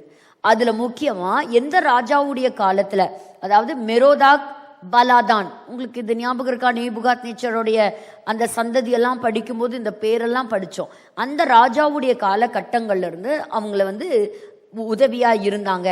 ஆனால் அதே சமயத்தில் அதற்கு பிற்பாடு அசூர்பனிபால் வந்த பிறகு இந்த ஈரானுடைய தலைநகரமாக இருந்த இந்த சூசா தலைநகரத்தை அவர் கைப்பற்றினார் 640வது ஆண்டுல அப்படிங்கிற குறிப்பும் கல்வெட்டில் எழுதி வைக்கப்பட்டிருக்குது. ஒரு முறை அசீரியர்கள் தங்களுடைய கோபத்தை வெளிப்படுத்த என்ன பண்ணாங்களாம், ஏலாம் இந்த நாட்டை சேர்ந்த ஒரு மன்னனை கொன்னு உப்புல அவங்க போட்டு அந்த டெட் பாடியை ப்ரிசர்வ் பண்ணி அதை அப்படியே நினிவே பட்டணத்துக்கு தூக்கிட்டு போயிட்டு அதை முழுவதுமாக டிஸ்ட்ராய் பண்ணி அதை சாம்பலாக்கி அந்த பட்டணம் முழுவதும் தூவினாங்களாம். அந்த அளவுக்கு அசீரியர்கள் அந்த கோபத்தை வெளிப்படுத்தினாங்க அப்படிங்கிறதையும் சொல்லப்பட்டிருக்கு. அதற்கு பிறகு வந்த பிறகுதான் கோரேஸ் மன்னன் வந்த சமயத்துல தான் மேதியா, பெர்ஷியா, இன்னைக்கு சொல்லக்கூடிய ஏலாம், இந்த பகுதியெல்லாம் அவர் ஒருங்கிணைத்து ஆட்சி செய்தார். ஸோ இப்படி தான் அந்த ராஜ்யம் என்னாச்சு, எல்லாம் முழுமையாக அவருடைய கண்ட்ரோலுக்கு கீழே வந்தது அப்படிங்கிறத நம்ம பார்க்குறோம். இப்போது ஆண்டவர் சொன்னார் ஃபைனல் ரீகேதரிங். இந்த வார்த்தையை நம்ம ஏன் திரும்ப ரிப்பீட் பண்ணுறோம் அப்படின்னா, இப்போ பார்க்குற இந்த யுத்தம் வந்து கோகு மாகோகு யுத்தம் இல்லை. ஆனால் இந்த யுத்தம் வருவதற்கு 4 முக்கிய அடையாளங்கள் இருக்கு. அதில் ஒரு முக்கியமான அடையாளம் என்னன்னா, they all will be regathered and they will come back to the father's land. So அவர்களுடைய இப்போ மோடி அவர்கள் போனப்போ கூட சொன்னாங்க, உங்க நாடு உங்களுக்கு என்னது ஃபாதர்லேண்ட், ஆனால் எங்கள் இந்தியா உங்களுக்கு என்னது மதர்லேண்ட் அப்படின்னு அவர் சொன்னார். ஏன்னா எப்பவுமே யூதர்கள் என்ன சொல்லுவாங்க, முற்பிதாக்களுக்கு கொடுக்கப்பட்ட எங்களுடைய தேசம் ஃபாதர்லேண்டுன்னு தான் சொல்லுவாங்க. ஸோ ஒரு சில வசனங்களை வாசிக்கலாம். எரேமியாவின் புஸ்தகம் 30ஆம் அதிகாரம் 3வது வசனம் 10வது வசனம். எரேமியா 30. இதோ நாட்கள் வரும் என்று கர்த்தர் சொல்லுகிறார், அப்பொழுது நான் இஸ்ரவேலும் யூதாவுமாகிய என் ஜனத்தினுடைய சிறையிருப்பை திருப்பி நான் அவர்கள் பிதாக்களுக்கு கொடுத்த தேசத்துக்கு அவர்களை திரும்பி வர பண்ணுவேன், அதை அவர்கள் சுதந்திரித்துக் கொள்ளுவார்கள் என்று கர்த்தர் சொல்லுகிறார். பிதாக்களுக்கு கொடுத்த தேசத்துக்கு அவர்களை திரும்பி வர பண்ணுவேன். சோ பிதாக்களுக்கு கொடுத்த தேசம், it is their father's land. அடுத்த வசனம் வாசிக்கலாமா? 10வது வசனம். ஆகையால் என் தாசனாகிய யாக்கோபே நீ பயப்படாதே, இஸ்ரவேலே கலங்காதே என்று கர்த்தர் சொல்லுகிறார். இதோ நான் உன்னை தூரத்திலும் உன் சந்ததியை தங்கள் சிறையிருப்பின் தேசத்திலும் இராதபடிக்கு இரட்சிப்பேன். யாக்கோபு திரும்பி வந்து அமர்ந்து சுகித்திருப்பான், அவனை தத்தளிக்க பண்ணுகிறவன் இல்லை. அவருக்கு தத்தளிக்க பண்ணுவார் இல்லை. அடுத்த ஒரு வசனம் 31ஆம் அதிகாரம் 8லிருந்து 12 நம்ம வாசிக்கலாம். இதோ நான் அவர்களை வடதேசத்திலிருந்து வரப்பண்ணி அவர்களை பூமியின் எல்லைகளிலிருந்து கூட்டி வருவேன். குருடரும் சப்பானிகளும் கர்ப்பவதிகளும் பிள்ளை தாய்ச்சிகளும் கூட அவர்களில் இருப்பார்கள். மகா கூட்டமாய் இவ்விடத்துக்கு திரும்புவார்கள். அழுகையோடும் விண்ணப்பங்களோடும் வருவார்கள். அவர்களை வழி நடத்துவேன். அவர்களை தண்ணீர் உள்ள நதிகள் அண்டைக்கு இடராத செம்மையான வழியிலே நடக்க பண்ணுவேன். இஸ்ரவேலுக்கு நான் பிதாவாய் இருக்கிறேன், எப்பிராயிம் என் சேஷ்ட புத்திரனாய் இருக்கிறான். ஜாதிகளே, நீங்கள் கர்த்தருடைய வார்த்தையை கேட்டு தூரத்தில் உள்ள தீவுகளில் அறிவித்து இஸ்ரவேலை சிதறடித்தவர் அதை சேர்த்து கொண்டு ஒரு மேய்ப்பன் தன் மந்தையை காக்கும் வண்ணமாக அதை காப்பார் என்று சொல்லுங்கள். கர்த்தர் யாக்கோபை மீட்டு அவனிலும் பலத்தவனுடைய கைக்கு அவனை நீங்களாக்கி விடுவிக்கிறார். அவர்கள் வந்து சீயோனின் உச்சியிலே கெம்பீரித்து கர்த்தர் அருளும் கோதுமை, திராட்சரசம், எண்ணெய், ஆட்டுக்குட்டிகள், கன்று குட்டிகள் என்பவைகளாகிய இந்த நன்மைகளுக்காக ஓடி வருவார்கள். அவர்களுடைய ஆத்துமா நீர்ப்பாய்ச்சலான தோட்டம் போல் இருக்கும். அவர்கள் இனி தொய்ந்து போவதில்லை. ஆமென். ஒரு பியூட்டிஃபுல்லான ப்ராஃபட்டிக்கல் ஸ்கிரிப்சர். இதை பற்றி சொல்லும்போது 1948 எல்லா இடங்கள்ல இருந்தும் தத்தளிக்கப்பட்டு சிதறடிக்கப்பட்டு ஐயோ எப்படா ஒரு நாடு கிடைச்சா போதுன்னு ஓடி வரும்போது ஆண்டவர் சொல்கிறாங்களே, கர்ப்பிணிகளும் என்ன செய்வாங்களாம், ட்ராவல் பண்ணுவாங்க. அன்னைக்கு என்ன பண்ணாங்க, ஒரு பெரிய ஃப்ளைட்டு, அந்த ஃப்ளைட்டில் சீட்டெல்லாம் ஒன்றும் இல்லை, மந்த மாதிரி எல்லாத்தையும் உள்ளே ஏற்றி கொண்டு வந்தாங்க. அப்போது அதில் ஒரு ப்ரெக்னென்ட் விமனும் வந்தாங்க. ஆனால் இறங்கிறதுக்குள்ளே அவங்களுக்கு டெலிவரியும் நடந்துச்சு. ஸோ ஒரு ஆள் எக்ஸ்ட்ராவாக அந்த இடத்துல என்ன செஞ்சாங்க, பிறந்த ஒரு ரெக்கார்டும் இருக்குது. ஸோ இந்த தீர்க்க தரிசனத்தில் எழுதப்பட்ட வார்த்தைகள் ரொம்ப துல்லியமாக நிறைவேறுச்சு. ஆண்டவர் பத்திரமா கூட்டிட்டு வந்தது மட்டும் இல்லை, அந்த தேசத்தை ஆசீர்வதித்து அவங்க கையில் கொடுத்தார். ஸோ கர்த்தர் தூரத்தில் இருந்த சிதறடிக்கப்பட்டவர்களை ஆண்டவர் என்ன செய்தார், கூட்டி சேர்த்தார். ஸோ மறுபடியும் அவங்க திரும்பி வந்தாங்க. இப்போ சபை என்ன செய்யணும், சபை அவங்கள ஏற்றுக்கணுமா ஏற்றுக்க கூடாதா, சபைக்கு முதல்ல இந்த விஷயம்லாம் தெரியணுமா தெரியாதா? சபை இஸ்ரேல் எங்கேயோ ஒரு நாடு, அது ஏதோ ஒரு தனியாக அது ஒரு வார் நடத்திட்டு இருக்கு, அப்படி இல்லை. இயேசு கிறிஸ்து பலமுறை சில ரகசியங்களை சொல்றதுக்காக பேரபிள்ஸை, ஊமைகளை கர்த்தர் பயன்படுத்தினார். அப்போ பேரபிள் அப்படின்னு சொன்னால் அது கிரேக்க வார்த்தையிலிருந்து வந்தது. பேரபாலோ அப்படின்னு சொல்லக்கூடிய வார்த்தையிலேருந்து உருவானது தான் இந்த ஊமை அப்படிங்கிறது. ஸோ அதில் பார்த்தீங்கன்னா எந்த ஒரு ஊமை எடுத்துக்கிட்டாலும் அதில் ஒரு கம்பேரிசன் இருக்கும், அதில் ஒரு கம்பேரிட்டிவ் ஸ்டடி இருக்கும், ரெண்டை வைத்து. இப்போ புதிய ஏற்பாட்டில் பார்த்தீங்கன்னா 46 முறை இந்த ஊமைகள் அப்படின்னு சொல்லப்பட்டிருக்கு, 15 முறை பழைய ஏற்பாட்டில். ஒரு விசேஷம் என்னன்னு கேட்டிங்கன்னா, எத்தனை பேர் ஊமைகளை பயன்படுத்தி பிரசங்கம் பண்ணாங்கன்னு புதிய ஏற்பாட்டில் சொல்லுங்க. யாரெல்லாம் ஊமைகளை பயன்படுத்தினாங்க? இயேசுவை தவிர யாரும் பயன்படுத்தலை. ஸோ ஆண்டவர் கையாண்ட ஒரு ஸ்பெஷல் டைப் ஆஃப் டீச்சிங், ஒரு டிஃப்ரெண்ட்டான ஒரு டீச்சிங் என்ன அப்படின்னா அவர் பயன்படுத்திய பேரபிள்ஸ் தான். இதில் பல முறை அவங்களுடைய சீஷர்களே வந்து கேட்டிருக்காங்க. வாசிங்க, இதையும் அதையும் ஒப்பிட்டு நான் உங்களுக்கு ஒன்று காமிக்க போகிறேன். மத்தேயு 13:34 வசனம். மத்தேயு 13:34. இவைகளை எல்லாம் இயேசு ஜனங்களோட ஓமைகளாக பேசினார், ஓமைகளினாலே அன்றி அவர்களோட பேசவில்லை. 10வது வசனம் அதே அதிகாரத்துல. அப்பொழுது சீஷர்கள் அவரிடத்தில் வந்து, ஏன் அவர்களோட ஓமைகளாக பேசுகிறீர் என்று கேட்டார்கள். Because Jesus is the only one who used parables. இவங்களுக்கு அதெல்லாம் பழக்கமே இல்லை. அப்போ வந்து கேட்குறாங்க, எதுக்கு நீங்கள் இப்படி யூஸ் பண்ணுறீங்க அப்படின்னு.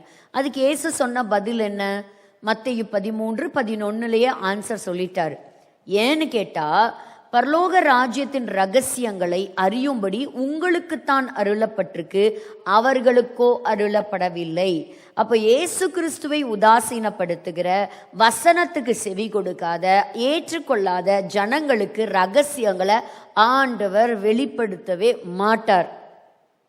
அப்போது என்றைக்குமே ஆண்டவர் வரும்போது, ஆண்டவரை நீங்கள் சொல்லி கொடுங்க, பரிசுத்த ஆவியானவர் நமக்கு சொல்லி தரணும். அப்படி we should open our hearts to him. எனக்கு எல்லாம் தெரியும் அப்படின்னா நம்ம ஒன்றுமே கற்றுக்க மாட்டோம். ஆண்டவரே இன்னைக்கு எனக்கு சொல்லி கொடுங்கும் போது ஆண்டவர் என்ன செய்வாங்க? கண்டிப்பாக சொல்லி தருவாங்க. அவர் இஸ்ரவேலின் ராஜாவாக வந்தார், ஆனால் அந்த ஜனங்களோ அவரை ஏற்றுக்கொள்ளவே இல்லை. அதில் ஒரு ஊமை நான் சொல்கிறேன், சிதறடிக்கப்பட்டவர்களை கூட்டி சேர்க்கிறார் அப்படிங்கிறதுக்கு பல முறை இயேசு கிறிஸ்து நிறைய ஊமைகளை சொன்னார். ஒவ்வொரு ஊமைக்கும் ஒவ்வொரு விதமான அர்த்தங்கள் இருந்தது. அதில் சுவிசேஷம், இவாஞ்சலிக் பேரபிள்ஸ்ன்னு நம்ம சொல்லலாம். அதில் சொல்லும்போது காணாம போன ஆடு, காணாம போன காசு, காணாம போன மகன் இல்லையா, த லாஸ்ட் சன், இப்படியெல்லாம் பல பேரபிள் ஊமைகளை வச்சு இயேசு என்ன பண்ணார்னா கற்றுக் கொடுத்தார். இப்போ இது வேகமாக இதை சொல்கிறேன் நான். அதில் சொல்லும்போது லூக்கா 15வது அதிகாரத்துக்கு நம்ம வரும்பொழுது, இப்போ இவரை நம்ம என்னன்னு சொல்லுவோம், அங்கே ஆக்சுவலாக கெட்ட குமாரன் ஒரு பேரே இருக்காது, ஆனால் நம்ம இந்த ஊமை என்னன்னு சொல்லிடுவோம், கெட்ட குமாரன் அப்படின்னு நம்ம சொல்லிடுவோம். ஸோ லூக்கா 15ஆம் அதிகாரத்துக்கு நம்ம திருப்பிக்கலாம். ஸோ அதில் 3 ஊமைகள் இருக்கும். இதில் நான் ஒரே ஒரு ஊமை மட்டும் நான் உங்களுக்கு காண்பிக்க போகிறேன்.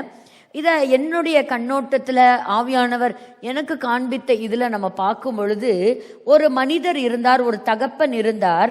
அந்த தகப்பனுக்கு 2 பிள்ளைகள் இருந்தாங்க. அதில் 2 குமாரர் இருந்தாங்க. அதில் 2வது பையன் இளைய குமாரன் என்ன சொன்னான் ஒரு நாள், எப்போ அவன் கூட இருந்து எனக்கு ரொம்ப போர் அடிச்சிருச்சு, எனக்கு நீ என்ன செய்ய, என்னோட ப்ராப்பர்ட்டியில் என்னோட ஷேர் எனக்கு பிரித்து கொடுத்துரு அப்படின்னு சொல்லி தன்னுடைய சொத்துல பாதியை வாங்கிக்கிட்டு அப்பாவை விட்டு தூரம் போனான். தூரம் போய் இளைய மகன் எப்படி போனானா 13வது வசனம் சொல்லுகிறது, தூர தேசத்திற்கு புறப்பட்டு போய் அங்கே துன்மார்க்கமாய் ஜீவனம் பண்ணி தன் ஆஸ்தியை அழித்து போட்டான். எல்லாத்தையும் அழிச்சிட்டான். இப்போ இந்த இடத்துல இஸ்ரவேலர்களை கொண்டு வரலாம். இந்த 2 மகன்கள் அப்படின்னு சொல்லும்போது அன்னைக்கு ராஜ்யம் 2ஆ இருந்தது. ஒன்று இஸ்ரவேல்னு ஒரு ராஜ்யம் இருந்தது, இன்னொன்று யூதேயான்னு ஒரு ராஜ்யம் இருந்தது. ஒன்று மூத்த குமாரனும் ஒன்று இளைய குமாரனும் சொல்லலாம். இந்த இளைய குமாரன் சொல்லும்போது 10 கோத்திரத்தை கூட நம்ம நினைச்சு பார்க்கலாம். இந்த 10 கோத்திரமும் என்ன பண்ணுச்சு, ஆண்டவர்கிட்ட இருந்து கட்டளைகளை வாங்கி ஆண்டவருடைய நியாயப்பிரமாணத்தின்படி வாக்குத்தத்தத்தின்படி வாழ வேண்டிய இவங்க தகப்பனை விட்டு தூரம் போய் பாகால்களையும் அஸ்தரோத்துகளையும் அந்நிய தெய்வங்களுக்கு பலி செலுத்தி தெய்வங்களை வணங்கி விபச்சார பாவத்தில் விழுந்து கர்த்தருக்கு கோபம் ஊட்டி தங்களுடைய தேசத்தை இழந்து போனார்கள். ஆண்டவரை விட்டு தூரமா போனாங்க. அப்படி எடுக்கலாமா? இன்னொன்று என்ன, எத்தனை தான் அடி வாங்கணும், கடைசி வரைக்கும் ஒரு 2 கோத்திரம் எப்படி இருந்தது, கொஞ்சம் கிட்டக்கு அப்படியே ஃபாலோ பண்ணிட்டே வந்ததுன்னு சொல்லலாம். இல்லை இந்த 2 மகன்களை எப்படி எடுக்கலாம், ஒன்று சபையாகிய ஒன்றையும் மற்றொன்று ஆபிரகாமினுடைய இரத்த சம்பந்தமான சந்ததியும் நம்ம எடுக்கலாம். இன்னைக்கு திருச்சபை இந்த பகுதியை ஏற்றுக்க மாட்டேங்குது. இல்லை நாங்கள் வந்துட்டோம், அதனால இஸ்ரவேலை கர்த்தர் ரீப்ளேஸ் பண்ணிட்டாரு, இனிமேல் இஸ்ரவேல் சபைன்னு ஒன்றும் கிடையாது. அந்த ப்ராமிஸை நம்ம ஒரு நாள் என்ன செய்ய முடியாது, அதை ஒன்றா கொண்டு வந்து வைக்கவே முடியாது. அவங்களுக்கு இடத்த கொடுத்துருக்காரு, நம்ம போய் நானும் ஆபிரகாம் சந்ததி தான் போய் சண்டைக்கு நிற்க முடியுமா? அந்த நிலத்தெல்லாம் எங்களுக்கு கொடுங்கன்னு கேட்க முடியுமா? இப்போ இந்த இடத்துக்கு வரலாம். அப்போ இஸ்ரவேல் தேசத்தில் இருந்த இந்த ஜனங்கள், இந்த கோத்திரத்தார் ஆண்டவரை விட்டு தூரம் போனாங்க. தூரம் போன என்ன பண்ணாங்க, எல்லாத்தையும் செலவழிச்சாங்க. அந்த இடத்துல பஞ்சம் உண்டாயிற்று, அவர்கள் குறைவுபட தொடங்கினாங்க. ஸோ எந்தெந்த தேசங்களுக்குள்ள எல்லாம் அவங்க போனாங்களோ அந்த தேசங்களுக்குள்ள அவங்க செழிப்பாவா இருந்தாங்க, சந்தோஷமாவா இருந்தாங்க? சந்தோஷமா இல்லை, குறைவுபட தொடங்கினார்கள். அடுத்தது அந்த தேசத்துல குடியிருந்தவர்களோட போய் என்ன பண்ணாங்க, ஒட்டிக்கிட்டாங்க. ஆனா கடைசியில் அவங்களுக்கு என்ன வேலை கிடைச்சது, பன்றிகளை மேய்க்கும்படி. யூதர்கள் சேர்த்தாத ஒரு மிருகனா பன்றி இல்லையா? அந்த அளவுக்கு இவர்கள் அந்த தேசத்துல ஒரு அசுத்தமாக அவர்களை யாரும் தீண்டத்தகாதவர்களா என்ன பண்ணாங்க, அந்த ஜனங்களை அவங்களை அப்படித்தான் ட்ரீட் பண்ணாங்க. எப்பெல்லாம் கொள்ளை நோய் வந்ததோ யூதர்கள் மேல பழி செலுத்தினாங்க, யூதர்களை கொன்னாங்க. அப்படி யூதர்கள் தான் எல்லாத்துக்கும் காரணம், யூதன் தான் காரணம் அப்படின்னு அவங்க மேல பழி சொன்னாங்க. அப்போ கடைசியில பன்றிகள் தின்கின்ற தவிட்டினாலே தன் வயிற்றை நிரப்ப ஆசையா இருந்தான், அது கூட அவனுக்கு கிடைக்கல. அப்பதான் அவன் என்ன செஞ்சான், புத்தி தெளிந்த போது அப்ப என்ன சொன்னான், என் தகப்பனுடைய வீட்டிற்கு நான் திரும்பி போவேன், என் தகப்பனுடைய வீட்டிற்கு நான் திரும்பி போவேன். இப்ப இந்த இஸ்ரவேல் ஜனங்களை நினைச்சு பாருங்க, இவங்க செய்த பாவத்தின் நிமித்தம் எல்லா பக்கம் சிதறடிக்கப்பட்டு பிற்பாடு கர்த்தர் இவர்களுக்கு அனுமதித்த சில வாதைகளினால மறுபடியும் என்ன செய்யறாங்க, தகப்பனுடைய வீட்டுக்கு அவங்க திரும்பி வந்தாங்க. ஸோ வரும்பொழுது அந்த தகப்பன் என்ன செஞ்சாரு, எழுந்து புறப்பட்டு போய் கட்டி அணைச்சிக்கிட்டு என்ன செஞ்சாரு, எல்லாமே கொடுத்துட்டாரு. கைக்கு மோதிரத்தை கொடுக்குறாரு, நல்ல வஸ்திரத்தை கொடுத்தாரு, நல்ல ஆகாரத்தை கொடுக்குறாரு, காலுக்கு செருப்பு கொடுக்கிறார். இப்ப நம்ம படிச்சோமே எரேமியா 31, நீ எங்கெல்லாம் செதறி போனையோ உன்னை கூட்டிட்டு வர்றது மட்டும் இல்ல, உனக்கு எல்லாம் அந்த தேசத்தினுடைய ஆசீர்வாதத்தை நான் உனக்கு தருவேன். அப்ப இங்க தகப்பன் ஏற்கனவே இவனுடைய ஷேர் எல்லாம் வாங்கிட்டு போய் எல்லாத்தையும் இழந்துட்டான். இப்ப அவனுக்கு அந்த வீட்டுல எந்த ஷேரும் கிடையாது. ஆனா கர்த்தருடைய மிகப்பெரிய கிருபை, வாக்கு தத்தம், because God is always faithful. அவர் என்ன செஞ்சாரு, அந்த மகனை சேர்த்து கொண்டார், அணைத்து கொண்டார். கர்த்தர் அவனை ஆசிர்வதித்தார். கொழுத்த கன்றை கொண்டு வந்து அடியுங்கள், புசித்து சந்தோஷமாய் இருப்போம். ஸோ ஆண்டவர், God will again regather the Israelites. அப்போ உலகம் முழுவதும் இருந்து யூதர்கள் எங்கெங்கெல்லாம் யூதர்கள் இருக்கிறாங்களோ அவங்க தங்களுடைய அடையாளத்தை இழந்து போகல. இந்த கடைசி நாட்கள்ல ஆண்டவர் அவங்க எந்த nook and corner of the வேர்ல்ட்ல இருந்தாலும் அவங்கள கொண்டு வந்து மறுபடியும் சேர்த்து கொண்டு இருக்கிறார். கொண்டு வந்து அந்த தேசத்துல போட்டுக்கிட்டே இருக்கிறாங்க. நம்ம நாட்டில இருந்தும் மனாசே கோத்திரத்துல ஒரு பகுதி இந்த வருஷம் போறாங்க. அப்படி அவங்க பகுதியா அவங்க போய் செட்டில் ஆக போறாங்க. இதெல்லாம் நம்ம கண்களுக்கு முன்பாக இந்த தீர்க்க தரிசனம் உயிரடைஞ்சு நம்ம கண்ணு முன்னாடி நடந்துட்டு வருது. ஆனா அந்த நேரத்துல வந்த மூத்த குமாரனுக்கு இதெல்லாம் தாங்கிக்கவே முடியல. பாருங்க, அப்பாவோட கூட இருந்தாலும் அப்பாவுடைய இருதயத்தை அறியாதவனா இருந்தால் மூத்த குமாரன். அவனுக்கு பிடிக்கல, இளைய குமாரன் வந்தது பிடிக்கல. பாரு, இவனாவது ஆஸ்தி கேட்டான், அவன் என்ன கேட்டான், நீ ஏன் எனக்கு ட்ரீட் கொடுக்கலன்னு கேட்கிறான். எல்லாருமே ஏதோ ஒரு எதிர்பார்ப்போட தான் அப்பா கிட்ட இருக்காங்க. நான் அப்பா பாருங்க, இளைய குமாரனுக்கும் வெளியே ஓடி வந்து கட்டி அணைச்சாரு.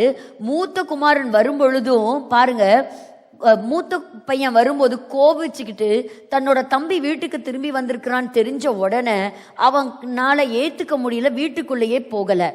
ஆனா பாருங்க, 28வது வசனம் சொல்லுகிறது, லூக்கா 15:28, அப்பொழுது அவன் கோபம் அடைந்து உள்ளே போக மனதில்லாதிருந்தான், தகப்பனோ வெளியே வந்து அவனை வருந்தி அடைந்தான்.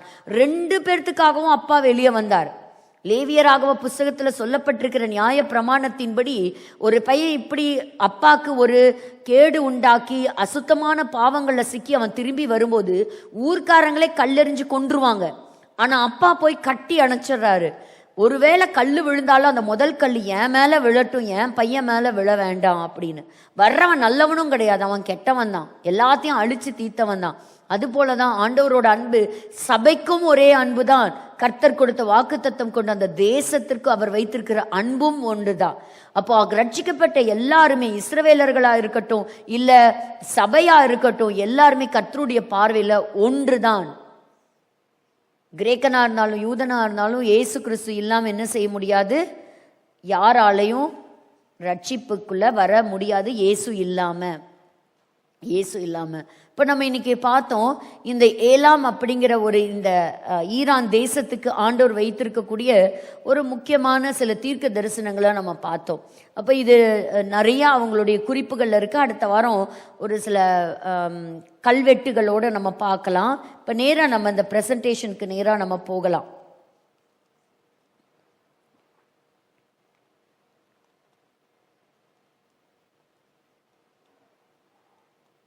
ஸோ இந்த operation lion's roar and epic ஃபியூரிங்கிற ஒரு பேரில் நடந்துட்டுருக்கு.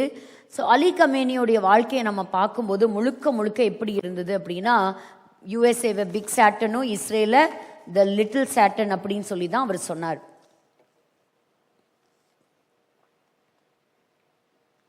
ஸோ மோஜ்தபா கமேனி அப்படிங்கிறவர் தான் இப்போ அடுத்தது தலைமை எடுத்து அடுத்த ஒரு தலைவராக அவர் வரப்போகிறார்.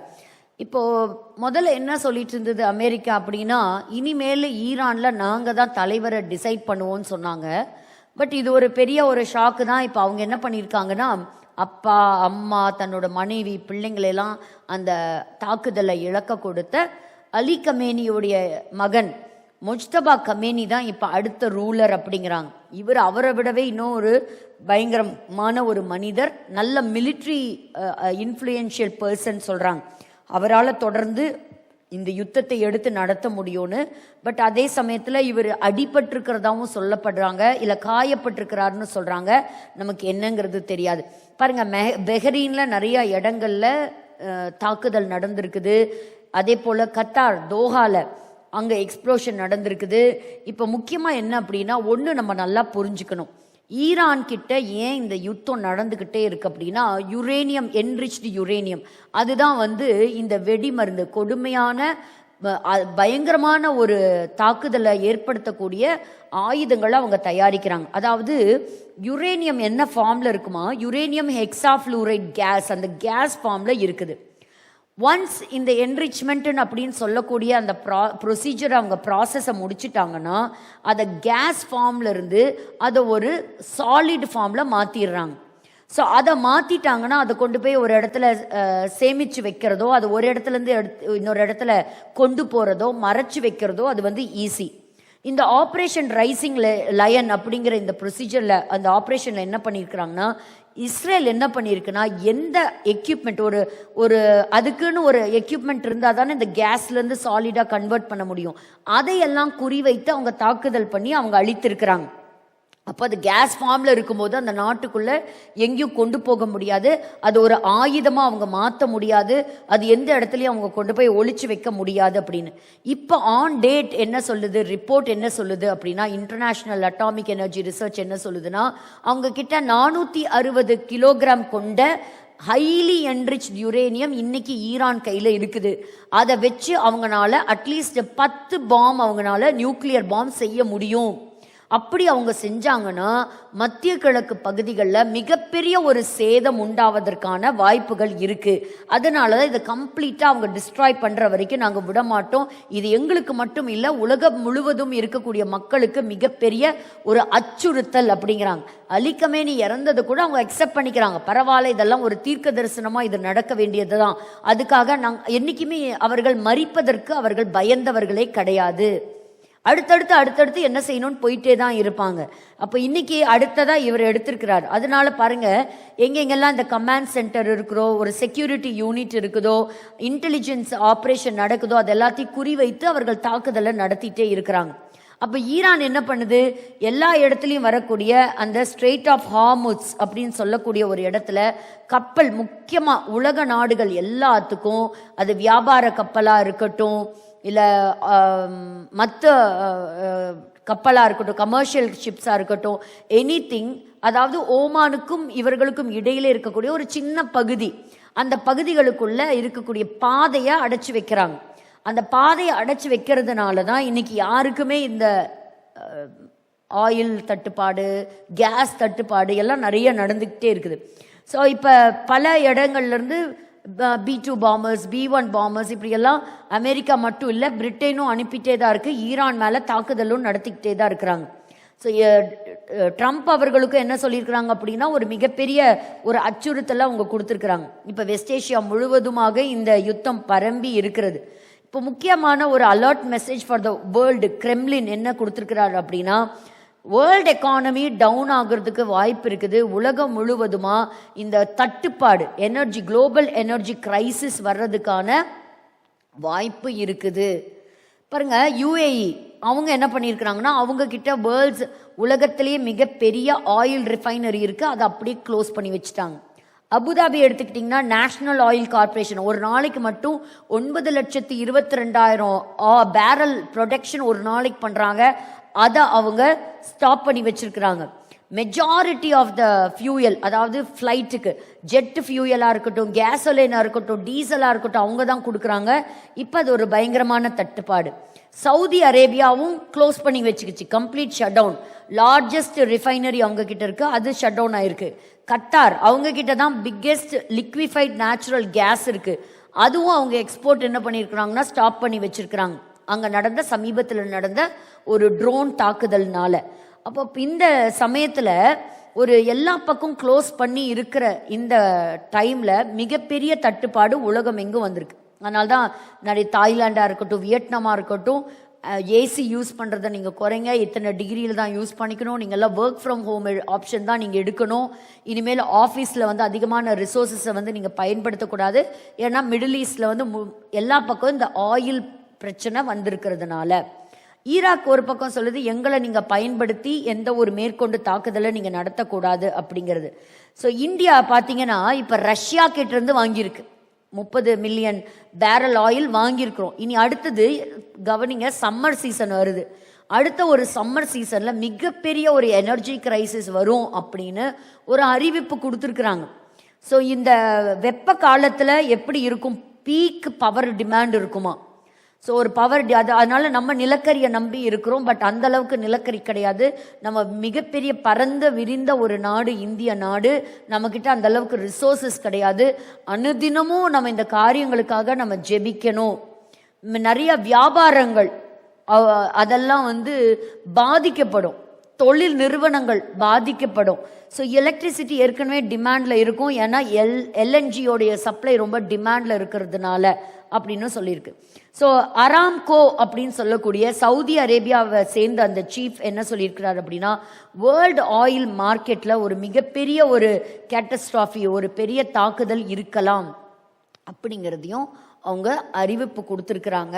ஸோ இந்த காரியங்களுக்காக பண்ணலாம். ஒரு பக்கத்தில் பார்த்தீங்கன்னா அசர்பைஜான் மேலேயும் தாக்குதல் நடத்தினாங்க. ஆனால் அசர்பைஜானும் என்ன பண்ணியிருக்குன்னா நிறையா ஹெல்ப் பண்ணியிருக்கு, சாப்பாடெல்லாம் கொடுத்துருக்கு. ஈரான் தேசத்திற்காக நம்ம தொடர்ந்து நம்ம ஜெபிக்கலாம். அதே சமயத்தில் உலகம் முழுவதும் இருக்கக்கூடிய இஸ்ரேல் மக்கள் தாக்கப்படுறாங்க. So they are all beaten up. So இந்த இடத்துல வானத்திலேயே வச்சு அங்கே வந்து ரீஃபியூயல் பண்ணியிருக்கிறாங்க பாருங்க. அங்கே B-2 பாம்பர்ஸ் வித் F-16 எஸ்கார்ட்டோட வானத்தில் போகிறத நம்ம பார்க்குறோம். இது பாருங்க, ஈரானில் எவ்வளோ பெரிய ஒரு எழுப்புதல் ஸ்டார்ட் ஆயிருக்கு பாருங்க. கொஞ்சம் வால்யூம் கொடுக்கலாமா?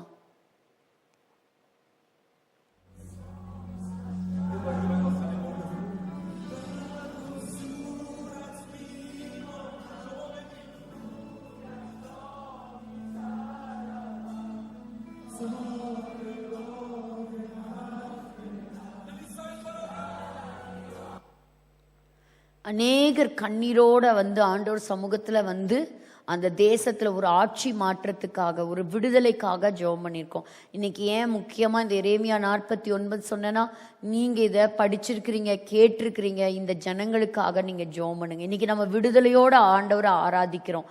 அந்த ஜனங்கள் அந்த அடிமைத்தனத்திலிருந்து முதல்ல அந்த நுகம் முறிக்கப்படணும், அவங்களுக்கு ஒரு விடுதலை உண்டாகணும்னு சொல்லி நீங்க ஜெபம் பண்ணுங்க. இது மட்டும் இல்ல, ஒரு அத்லட்டோட சாட்சி கேட்டோம், இப்படி கர்த்தர் பல சாட்சிகளை எழுப்பிட்டு வராரு. இந்த ஆட்சி மாற்றம் ஏற்பட்டா நிச்சயமா காலங்கள் வரும்பொழுது அது பெரிய ஒரு எழுப்புதலை காண வேண்டிய ஒரு தேசம். ஸோ அந்த தேசத்தினுடைய எழுப்புதலுக்காக, ஒரு மாற்றத்திற்காக நம்ம ஜெபிக்கலாம். ஸோ US ஃபோர்ஸஸ் என்ன பண்ணுது, ஏற்கனவே சொல்கிறாங்க 32 கப்பலுக்கு மேலே ஈரானுடைய சொந்தமான கப்பல் எல்லாம் கடலுக்கடியில் போயிடுச்சு அப்படின்னு. ஈரான் இப்போ ஒரு தந்திரமான வேலை செய்யுது. கடலுக்கடியில் அங்கங்கே வெடி குண்டுகள், மைன் எல்லாம் அவங்க வந்து வைக்கிறாங்க. அதெல்லாம் வைக்கக்கூடாதுங்கிறது ஒரு எச்சரிப்பை கொடுத்திருந்தாலும் அதை மீறி அவங்க செயல்பட்டுட்டே இருக்கிறாங்க. ஸோ பெஞ்சமின் நெத்தனியாவு சொல்கிறாரு, நாங்கள் எங்கள் தாக்குதல் நடத்துகிறோம், உள்ளே இருக்கிற மக்கள் ரெடியாக இருங்க, உங்களுடைய ஆட்சி மாற்றத்துக்கு நீங்களும் என்ன செய்யணும், டச் பண்ணணும். நீங்கள் த ஃப்ரீடம் இஸ் அப்ரோச்சிங் அப்படிங்கிறது. Operation Epic fury. ஸோ எந்த இடத்துலேருந்து எவ்வளோ தூரம் பயணப்பட்டு அங்கேருந்து வானத்தின் வழியாக வந்து இந்த தாக்குதல் நடத்துகிறாங்கங்கிறத பாருங்கள். ஸோ இது சீக்கிரமாக ஒரு முடிவுக்கு வரட்டும். ஸோ ஆயில் வர முடியாதபடி தடை செய்கிறத நாங்கள் அலோ பண்ண மாட்டோம் அப்படிங்கிறத ஒயிட் ஹவுஸ் தெரிவிச்சிருக்குது. ஸ்ட்ரெயிட் ஆஃப் ஹார்முஸ் அந்த பகுதிக்காக ஜெபம் பண்ணுங்க. நமக்கு என்னன்னு நினச்சா அப்புறம் நம்ம வண்டியெல்லாம் வீட்டில் பத்திரமா பூட்டி வச்சுட்டு நடந்து போக வேண்டியதா எல்லாரும். ஸோ 3 முக்கியமான பகுதிகள், நட்டான்ஸ், இஸ்பஹான், ஃபர்தோ, இதெல்லாம் வந்து என்னது, அவங்க யுரேனியம் என்ரிச் பண்ணி ஆயுதங்களை தயாரிக்கிற இடத்துல. நான் ஏற்கனவே சொன்ன மாதிரி அது பயங்கரமான மலை சூழ்ந்த ஒரு பகுதி. அந்த பகுதிக்குள்ளே போய் அட்டாக் பண்ணுறதுங்கிறது ஒரு சாதாரண இது இல்லை. ஏன்னா எவ்வளோ அண்டர் கிரவுண்டில் வச்சுருக்குறாங்கன்னு தெரியாது. பூமியை பிளந்து அந்த மலையை குடஞ்சி உள்ளே போய் அழிக்கணும் அப்படிங்கிறது தெரியாது. இன்னொன்று என்ன சொல்கிறாங்கன்னா, உலகத்தில் யாருக்குமே தெரியாதான் அவங்க வந்து என்ன வச்சுருக்காங்க, எவ்வளோ வச்சுருக்காங்க. ஒருத்தருக்கு தான் தெரியுமா, அது யார், மொசாடுக்கு மட்டும்தான் தெரியும்ன்றாங்க. ஸோ அவங்களுக்கு மட்டும்தான் அந்த இன்டெலிஜென்ட் டேட்டா அவங்க கையில் இருக்குது அப்படிங்கிறது. ஸோ ஹெஸ்பல்லாவோட நாசா யூனிட்டை எலிமினேட் பண்ணியிருக்காங்க. ப்ரோ ஈரானியன் இன்னொருத்தரை எலிமினேட் பண்ணியிருக்காங்க. 12 நாட்டை தாக்கி அழிச்சிருக்கு பாருங்க. ஸோ அது எவ்வளோ பெரிய, நம்ம படித்த மாதிரி தன்னோட மிலிட்ரி பவரை எப்படியெல்லாம் காட்டுது பார்த்தீங்களா. எல்லாரும் பதில் தாக்குதல் செய்கிறாங்க. ஆனால் சமீபத்தில் பிரசிடென்ட் அவர் வந்து மன்னிப்பு கேட்டார். இனிமேல் நாங்கள் வந்து தாக்குதல் நடத்த மாட்டோம்னு சொல்லிட்டும் திரும்பவும் தாக்குதலை நடத்தி இருக்கிறாங்க.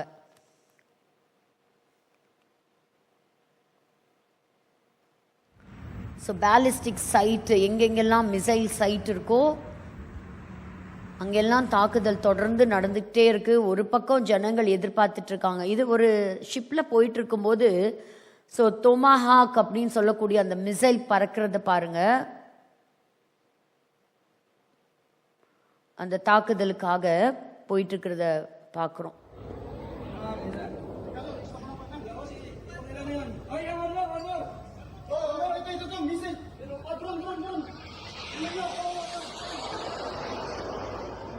ஒரு பெரிய ஒரு அபாயம் என்னன்னா, ஈரான் வந்து கிளஸ்டர் பாம்ஸ் யூஸ் பண்ணுறாங்க. ஒரு பாம்லேருந்து நிறைய சின்ன சின்ன சின்ன சின்னதாக பாம்ஸ் வந்து வெடிக்கிற அந்த கிளஸ்டர் பாம்ஸ். ஸோ அந்த மாதிரி அவங்கக்கிட்ட நிறையா இருக்குது. ஸோ இஸ்ரேலில் கேட்கும்போது சொல்கிறாங்க, எங்களுக்காக ஜெபம் பண்ணுங்க, ஏன்னா அந்த சத்தத்தை கேட்கவே முடியல. அப்போ தான் உள்ளே நுழையிறோம், ஒரு நிமிஷம் கூட உட்கார முடியறதில்ல. திரும்ப அலர்ட் மெசேஜ் வருது, திரும்ப சைரன் அடிக்குது. உடனே நாங்கள் எல்லாரும் ஓடி போய் பாம் ஷெல்டருக்குள்ளே ஒளிய வேண்டியதாக இருக்குது. பாம் ஷெல்டர் போகிறோம், திரும்ப வீட்டுக்கு வரோம், வீட்டில் இருக்கிறோம், திரும்ப பாம் ஷெல்டர் போகிறோம். எப்படி தான் இருக்கும்னு நினச்சி பாருங்க. நீங்கள் எங்கே இருந்தாலும் சரி, அவங்க சொல்கிற அத்தனை அந்த 1 மினிட்டுக்குள்ளே நீங்கள் பாம் ஷெல்டருக்குள்ளே போயிடணும். நீங்கள் எந்த இடத்துல இருந்தாலும் சரி. அதனால தூக்கம் இல்லை, சரியான சாப்பாடு இல்லை, அவங்களுக்கு வந்து எந்த வேலையும் அவங்களுக்கு செய்ய முடியல, சிலர்கிட்ட பணம் இல்லை, சிலர்கிட்ட அத்தியாவசிய பொருள் இல்லை. இந்த யுத்தத்தை சந்திக்கிற நாடுகள் கிட்ட அந்த இடத்துல நம்மளை வச்சு பார்க்கலாம், நம்ம வீடு அப்படி இருந்தா எப்படி இருப்போம் அப்படிங்கிறத பாருங்க. நம்ம இங்கே சந்தோஷமாக பேசிகிட்டு இருக்கோம், இந்த நேரத்தில் எத்தனை தடவை அவங்கெல்லாம் பாம் ஷெல்டருக்குள்ளே போயிட்டு வந்தாங்கன்னு தெரியாது, ஈரானில் இருக்கிற மக்கள் எப்படி இருக்கிறாங்கன்னு தெரியாது. இப்படி பல நாடுகளில் இருக்கக்கூடிய மக்களுடைய பாதுகாப்புக்காக சீக்கிரமாக இந்த யுத்தம் நிறுத்தப்படணும், அதற்காக நம்ம ஜெபிக்கலாம். ஸோ இதெல்லாம் மிசைல் லான்ச்சர்ஸ், எங்கேருந்தெல்லாம் வந்து அவங்க ஆயுதங்களை ஏவி அனுப்புவாங்களோ அதெல்லாம் கண்டறிஞ்சு அதெல்லாம் அழிச்சிட்ருக்குறாங்க.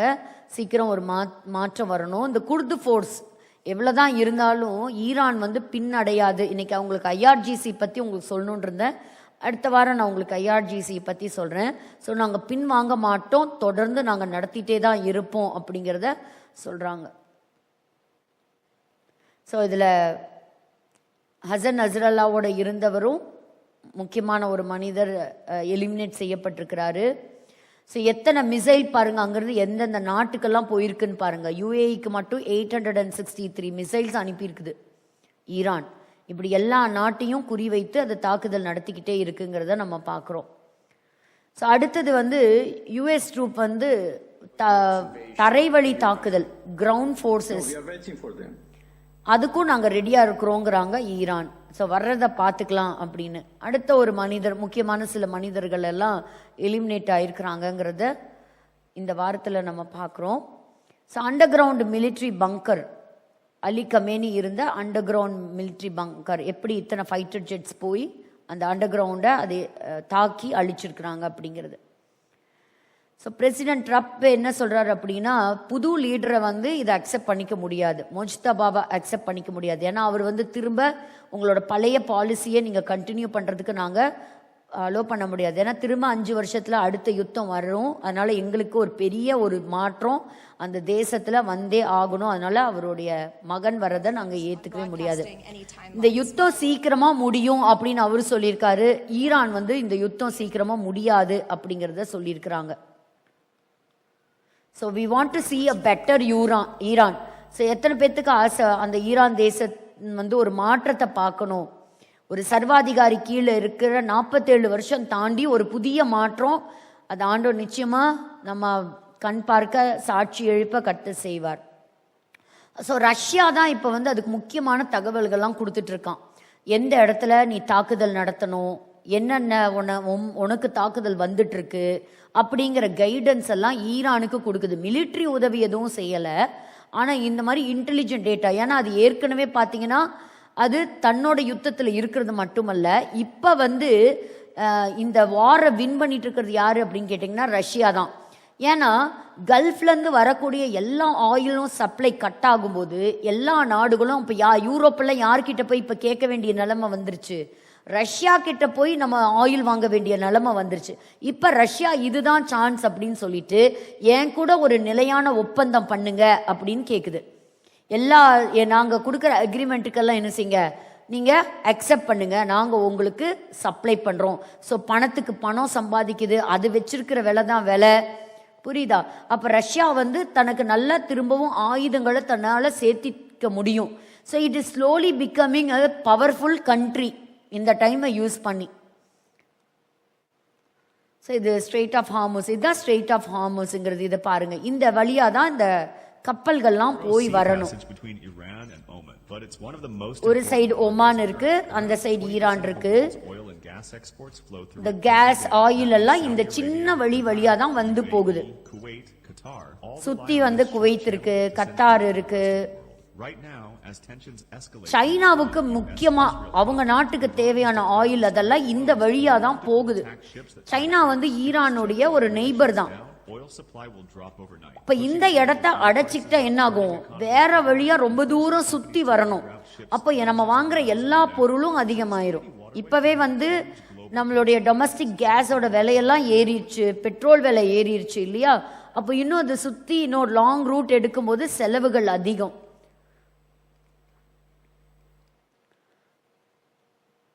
ஸோ ஸ்ட்ரெயிட் ஆஃப் ஹார்மோஸ் வழியாக இருக்கக்கூடிய டிராஃபிக் எல்லாத்தையும் கண்காணிக்கிறாங்க பாருங்கள். அங்கே இருக்கக்கூடியது எல்லாத்தையும் ஸ்லோ ஆயிடுச்சு. ஒரு சில சைனாவோடதெல்லாம் அங்கே போகிறத நம்ம பார்க்குறோம். ஸோ பிரசிடென்ட் ட்ரம்ப்புக்காக அநேகர் ஜெபிக்கிறத பார்க்குறோம். முக்கியமான டிசிஷன் எடுத்து ஸோ அந்த வாரை நடத்திட்டு இருக்கிறாங்க. இந்த வார் வந்து ஒரு சக்ஸஸ்ஃபுல்லாக முடியணும், எல்லாருக்குமே ஒரு சமாதானமாக ஒரு சந்தோஷமான ஒரு ஆட்சி மிடில் ஈஸ்டில் அமையணுங்கிறது தான் எல்லாத்தோட ப்ரேயர்ஸும். சிலர் வந்து என்ன செய்கிறாங்க, இதை சீக்கிரமாக இந்த ஈரானுடைய தாக்குதலை நிறுத்தணும் அப்படிங்கிறதையும் சொல்லியிருக்கிறாங்க. பட் இது ஒரு முடிவுக்கு வராமல் பாதியில் நிறுத்தினா எல்லாருக்குமே ஒரு ஆபத்து விபத்து தான். ஸோ அப்போ ட்ரம்ப் சொல்கிறாரு, ஏற்கனவே அங்கே ஆர்மி முடிஞ்சிருச்சு, நேவி முடிஞ்சிருச்சு, ஏர்ஃபோர்ஸ் முடிஞ்சிருச்சு, அவங்களோட 32 கப்பல்கள் முடிஞ்சிருச்சு, இப்போ புதுசாக ஒரு லீடர்ஸ் வந்திருக்காங்க, அது மட்டும்தான் அங்கே இருக்குது அப்படிங்கிறது. ஸோ பாருங்க, அங்கே வானத்தில் எப்படி அதை கண்டறிஞ்சு ஈரானியனோட ட்ரோன்ஸ் ஈராக்கு மேலே வரதை பார்க்குறோம். ஸோ இந்த 3 விதமான வாருக்கான அந்த வான்வெளி படை ஆயத்தமாக இருக்குது. அது எல்லா இடங்களுக்கும் அது தாக்குதல் நடத்திட்டு இருக்குங்கிறதையும் நம்ம பார்க்குறோம்.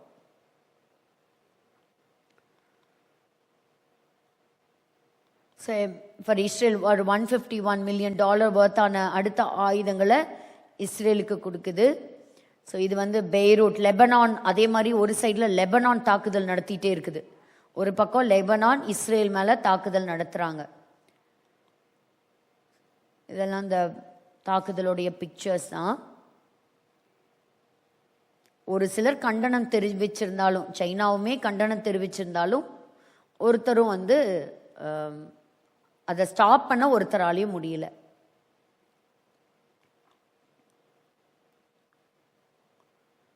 ஸோ இது வந்து கோகு மாகோகு வார் கிடையாது. So this is not the end. Israel is the ugliest country அப்படின்னு சொல்கிறாங்க. பட் இஸ்ரேல் எதுக்காக ஃபைட் பண்ணுது அப்படிங்கிறத நம்ம புரிஞ்சுக்கணும். இன்னைக்கு இந்த டெரரிசம் பயங்கரவாதம் அழிக்கப்படலைன்னா ஒரு பாதுகாப்பு இல்லாத ஒரு இடத்துக்கு அவங்க போயிடுவாங்க. ஸோ பல கல்ஃப் கண்ட்ரீஸில் நடக்கிற தாக்குதல்களை நம்ம பார்க்குறோம். ஸோ தெஹரானுடைய நிலைமையும் மாறி இருக்கு.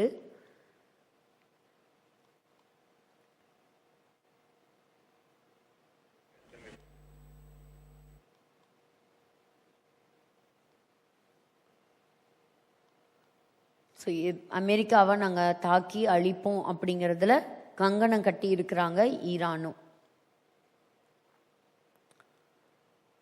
ஸோ ஒரு சில மெம்பர்ஸ் ஹெஸ்போலாவை சேர்ந்தவங்க மறித்திருக்கிறாங்க. அவங்களுடைய பரியல் நடந்தது பாருங்கள். லெபனானில் இருக்கிற தீரு அந்த பகுதியும் அடிக்கப்பட்டிருக்கு. அபுதாபிலையும் அவங்களுடைய ட்ரோன் தாக்குதல் நடத்திட்டு இருக்கிறாங்க. ஈரானியரில் கிட்டத்தட்ட 1000 பேர்த்துக்கு மேலே மறித்து போயிருக்கிறாங்க. ஸோ இஸ்ரேல் அம்பாசிடர் சொல்கிறாரு, அடுத்த நிலைமைக்கு நம்ம போயிருக்கிறோம் அப்படிங்கிறது. ஈரான் வந்து வெறும் இஸ்ரேலையோ அமெரிக்காவை மட்டும் குறி வைக்கலை, அதோடைய குறி எல்லா இடங்களுக்கும் போயிருக்கு அப்படிங்கிறத பார்க்குறோம். அசர்பைஜான் பக்கத்தில் இருக்கக்கூடிய ஜூயிஷ் அவங்களுக்கு சொந்தமானதை சில டார்கெட் வச்சு குறிவைத்து தாக்குதல் நடத்தினதை நம்ம பார்க்குறோம்.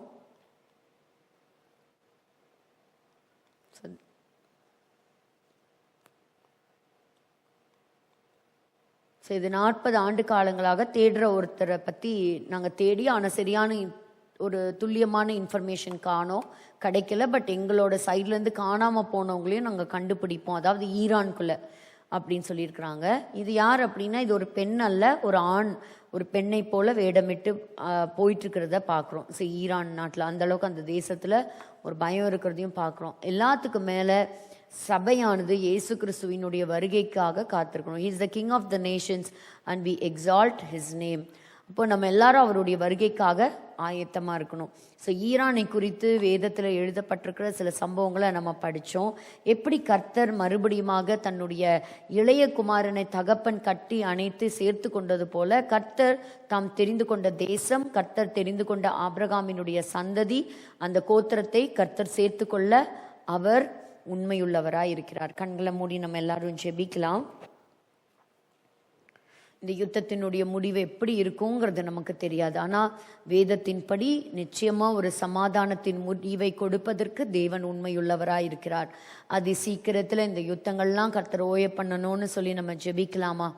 ஒரு பக்கத்தில் ஜனங்கள் ஆண்டவரை தேடி ரட்சிப்பை அவர்கள் அனுபவிக்கிறாங்க. ஒரு பக்கத்தில் தேசம் ஒரு விடுதலைக்காக ஈரானுக்குள்ளேயே மக்கள் போராடுறாங்க. அணு ஆயுதங்களை அழிப்பதற்காக இஸ்ரேல் நாடு அது தத்தளித்து கொண்டிருக்கிறது. யுத்தம் பல தேசங்களுக்குள்ள பரவி வருது. அந்த யுத்தத்தினால எல்லா நாடுகளும் பாதிப்பை சந்திச்சிருக்கிறாங்க. நம்ம ஜெபிக்கலாம். இது ஜெபிக்க வேண்டிய ஒரு காலம், இது மௌனமா இருக்க வேண்டிய காலம் இல்லை, தூங்குற காலம் இல்லை. கர்த்தருடைய சமூகத்துல நம்ம காத்திருந்து ஜெபிக்க வேண்டிய காலம், கர்த்தருடைய சமூகத்துல திறப்புல நிற்க வேண்டிய ஒரு காலம். அவருடைய சமூகத்துல கர்த்தருக்கு முன்பாக நிற்கிற நானுன்னு எலியா சொல்றது போல அவருக்கு முன்பாக நிற்கிற நாம் ஜெபிக்க வேண்டிய காலம். ஐயோ நான் நல்லா இருக்கேன், நான் நல்லா சாப்பிட்றேன், நான் நல்லா தூங்குறேன், எனக்கு எந்த பிரச்சனையும் இல்லை அப்படின்னு சொல்லி போறதுக்காக ஆண்டவர் நம்மளை வைக்கல. We are not just the specimens of our Creator. We are called. ஆண்டவர் சொல்றாரு, உண்மையுள்ளவன் என்று நம்பி எண்ணி இந்த ஊழியத்தை எனக்கு ஒப்பு கொடுத்தார்னு பவுல் சொல்றாரு. ஆண்டவரே அப்பா, நாங்கள் உண்மையுள்ளவர்களா இருப்போம்னு சொல்லி எங்களுக்கு இந்த ரட்சிப்பை கொடுத்துருக்கிறீங்கப்பா. ஆண்டவரே அப்பா, இந்த உலகத்தின் நாட்களை பார்க்கிறோம். மத்தேயு 24 நீங்க சொன்னது போல கர்த்தாவே, யுத்தங்களையும் யுத்தங்களுக்குரிய செய்திகளையும் நாங்கள் அனுதினமும் கேட்கிறோம். அதுல இஸ்ரேல் ஆண்டவரே யுத்தத்துல இருக்குதுங்கிறத நாங்க பார்க்கிறோம்ப்பா. உம்முடைய வருகை மிக மிக மிக மிக சமீபமா இருக்கிறதே. ஆண்டவரே, உலகம் முழுவதும் உம்முடைய சுவிசேஷம் பரவி செல்ல வேண்டும் அப்பா. ஆண்டவரே, எல்லாருக்கும் இயேசு கிறிஸ்து தேவை. ஆண்டவரே, அந்த நித்திய வாழ்வு எல்லாருக்கும் தேவை. நித்திய ஜீவனை கொடுக்கக்கூடிய வாசல் நீர்தானப்பா. ஆண்டவரே, ஒரு பெரிய மனம் திரும்புதல் உண்டாகட்டும். ஆண்டவரே, ஒரு பெரிய மன மாற்றம் உண்டாகட்டும். ஆண்டவரே, ஜனங்களுக்குள்ளாக ஆண்டவரே ஜீவனுள்ள தேவனை அறிகிற அறிவு உண்டாகட்டும்னு சொல்லி நாங்கள் ஜெபிக்கிறோம். ஆண்டவரே, இந்த யுத்தங்களை சந்திக்கக்கூடிய தேசங்களுக்காக நாங்கள் ஜெபிக்கிறோம்ப்பா. ஆண்டவரே, எங்கள் சமாதானத்தின் தேவன் நீர்தாமே சமாதானத்தை கட்டளையிடுவீராக. ஆண்டவரே, யுத்தங்களை ஓய பண்ணுவீராக. ஆண்டவரே, பலவானுடைய வில்லை முறித்து போட வல்லமையுள்ளவர் நீர்தான் தகப்பனே. ஆண்டவரே, எல்லா பயங்கரவாதிகளுடைய சதி திட்டங்களும் ஆண்டவரை முறிந்து விழட்டும். ஆயுதங்கள் எல்லாம் ஆண்டவரை செயலிழந்து போகட்டும். கர்த்தர் பெரிய காரியத்தை நீங்க செய்யுங்க. இஸ்ரேல் தேசத்தினுடைய சமாதானத்திற்காக நாங்கள் ஜெபிக்கிறோம், பாதுகாப்பிற்காக நாங்கள் ஜெபிக்கிறோம். கர்த்தர் தாமே ஒரு பெரிய பாதுகாப்பை கட்டளையிடுவீராக. ஆண்டவரே அப்பா, இந்த விலைவாசி உயர்வை உம்முடைய கருத்துல தருகிறோம்ப்பா. ஏழை எளிய ஜனங்கள் எல்லாம் பாதிக்கப்படுவாங்களே ஆண்டவர், இந்த சூழ்நிலைகளை கர்த்தர் மாற்றி கொடுங்க. நீர் எங்களை விசாரிக்கிறவர் ஆனபடியினால் ஆண்டவரே, உம்முடைய கரத்திலே சகலத்தையும் ஒப்பு கொடுக்கிறோம். பொறுப்பெடுத்துக் கொள்ளுங்க. இந்த நாளிலும் இந்த செஷனுக்காக உழைத்த ஒவ்வொரு பிள்ளைகளையும் கர்த்தர் ஆசீர்வதிங்க. வந்திருக்கிற ஒவ்வொருவரையும் கர்த்தர் ஆசீர்வதிங்க. கர்த்தருக்கு சித்தமானால் மீண்டும் ஆண்டவரை நாங்கள் கூடி இந்த வேதத்தை தியானிக்க கர்த்தர் எங்களுக்கு அந்த தேவ ஞானத்தையும் கிருபையும் நாட்களையும் கூட்டி கொடுப்பீராக. முற்றிலுமாய் உம்முடைய கரத்திலே எங்களை தாழ்த்தி ஒப்பு கொடுக்கிறோம். இயேசு கிறிஸ்துவின் மூலம் ஜெபிக்கிறோம் நல்ல பிதாவே, ஆமேன். எல்லாரும் சேர்ந்து சொல்லலாம்.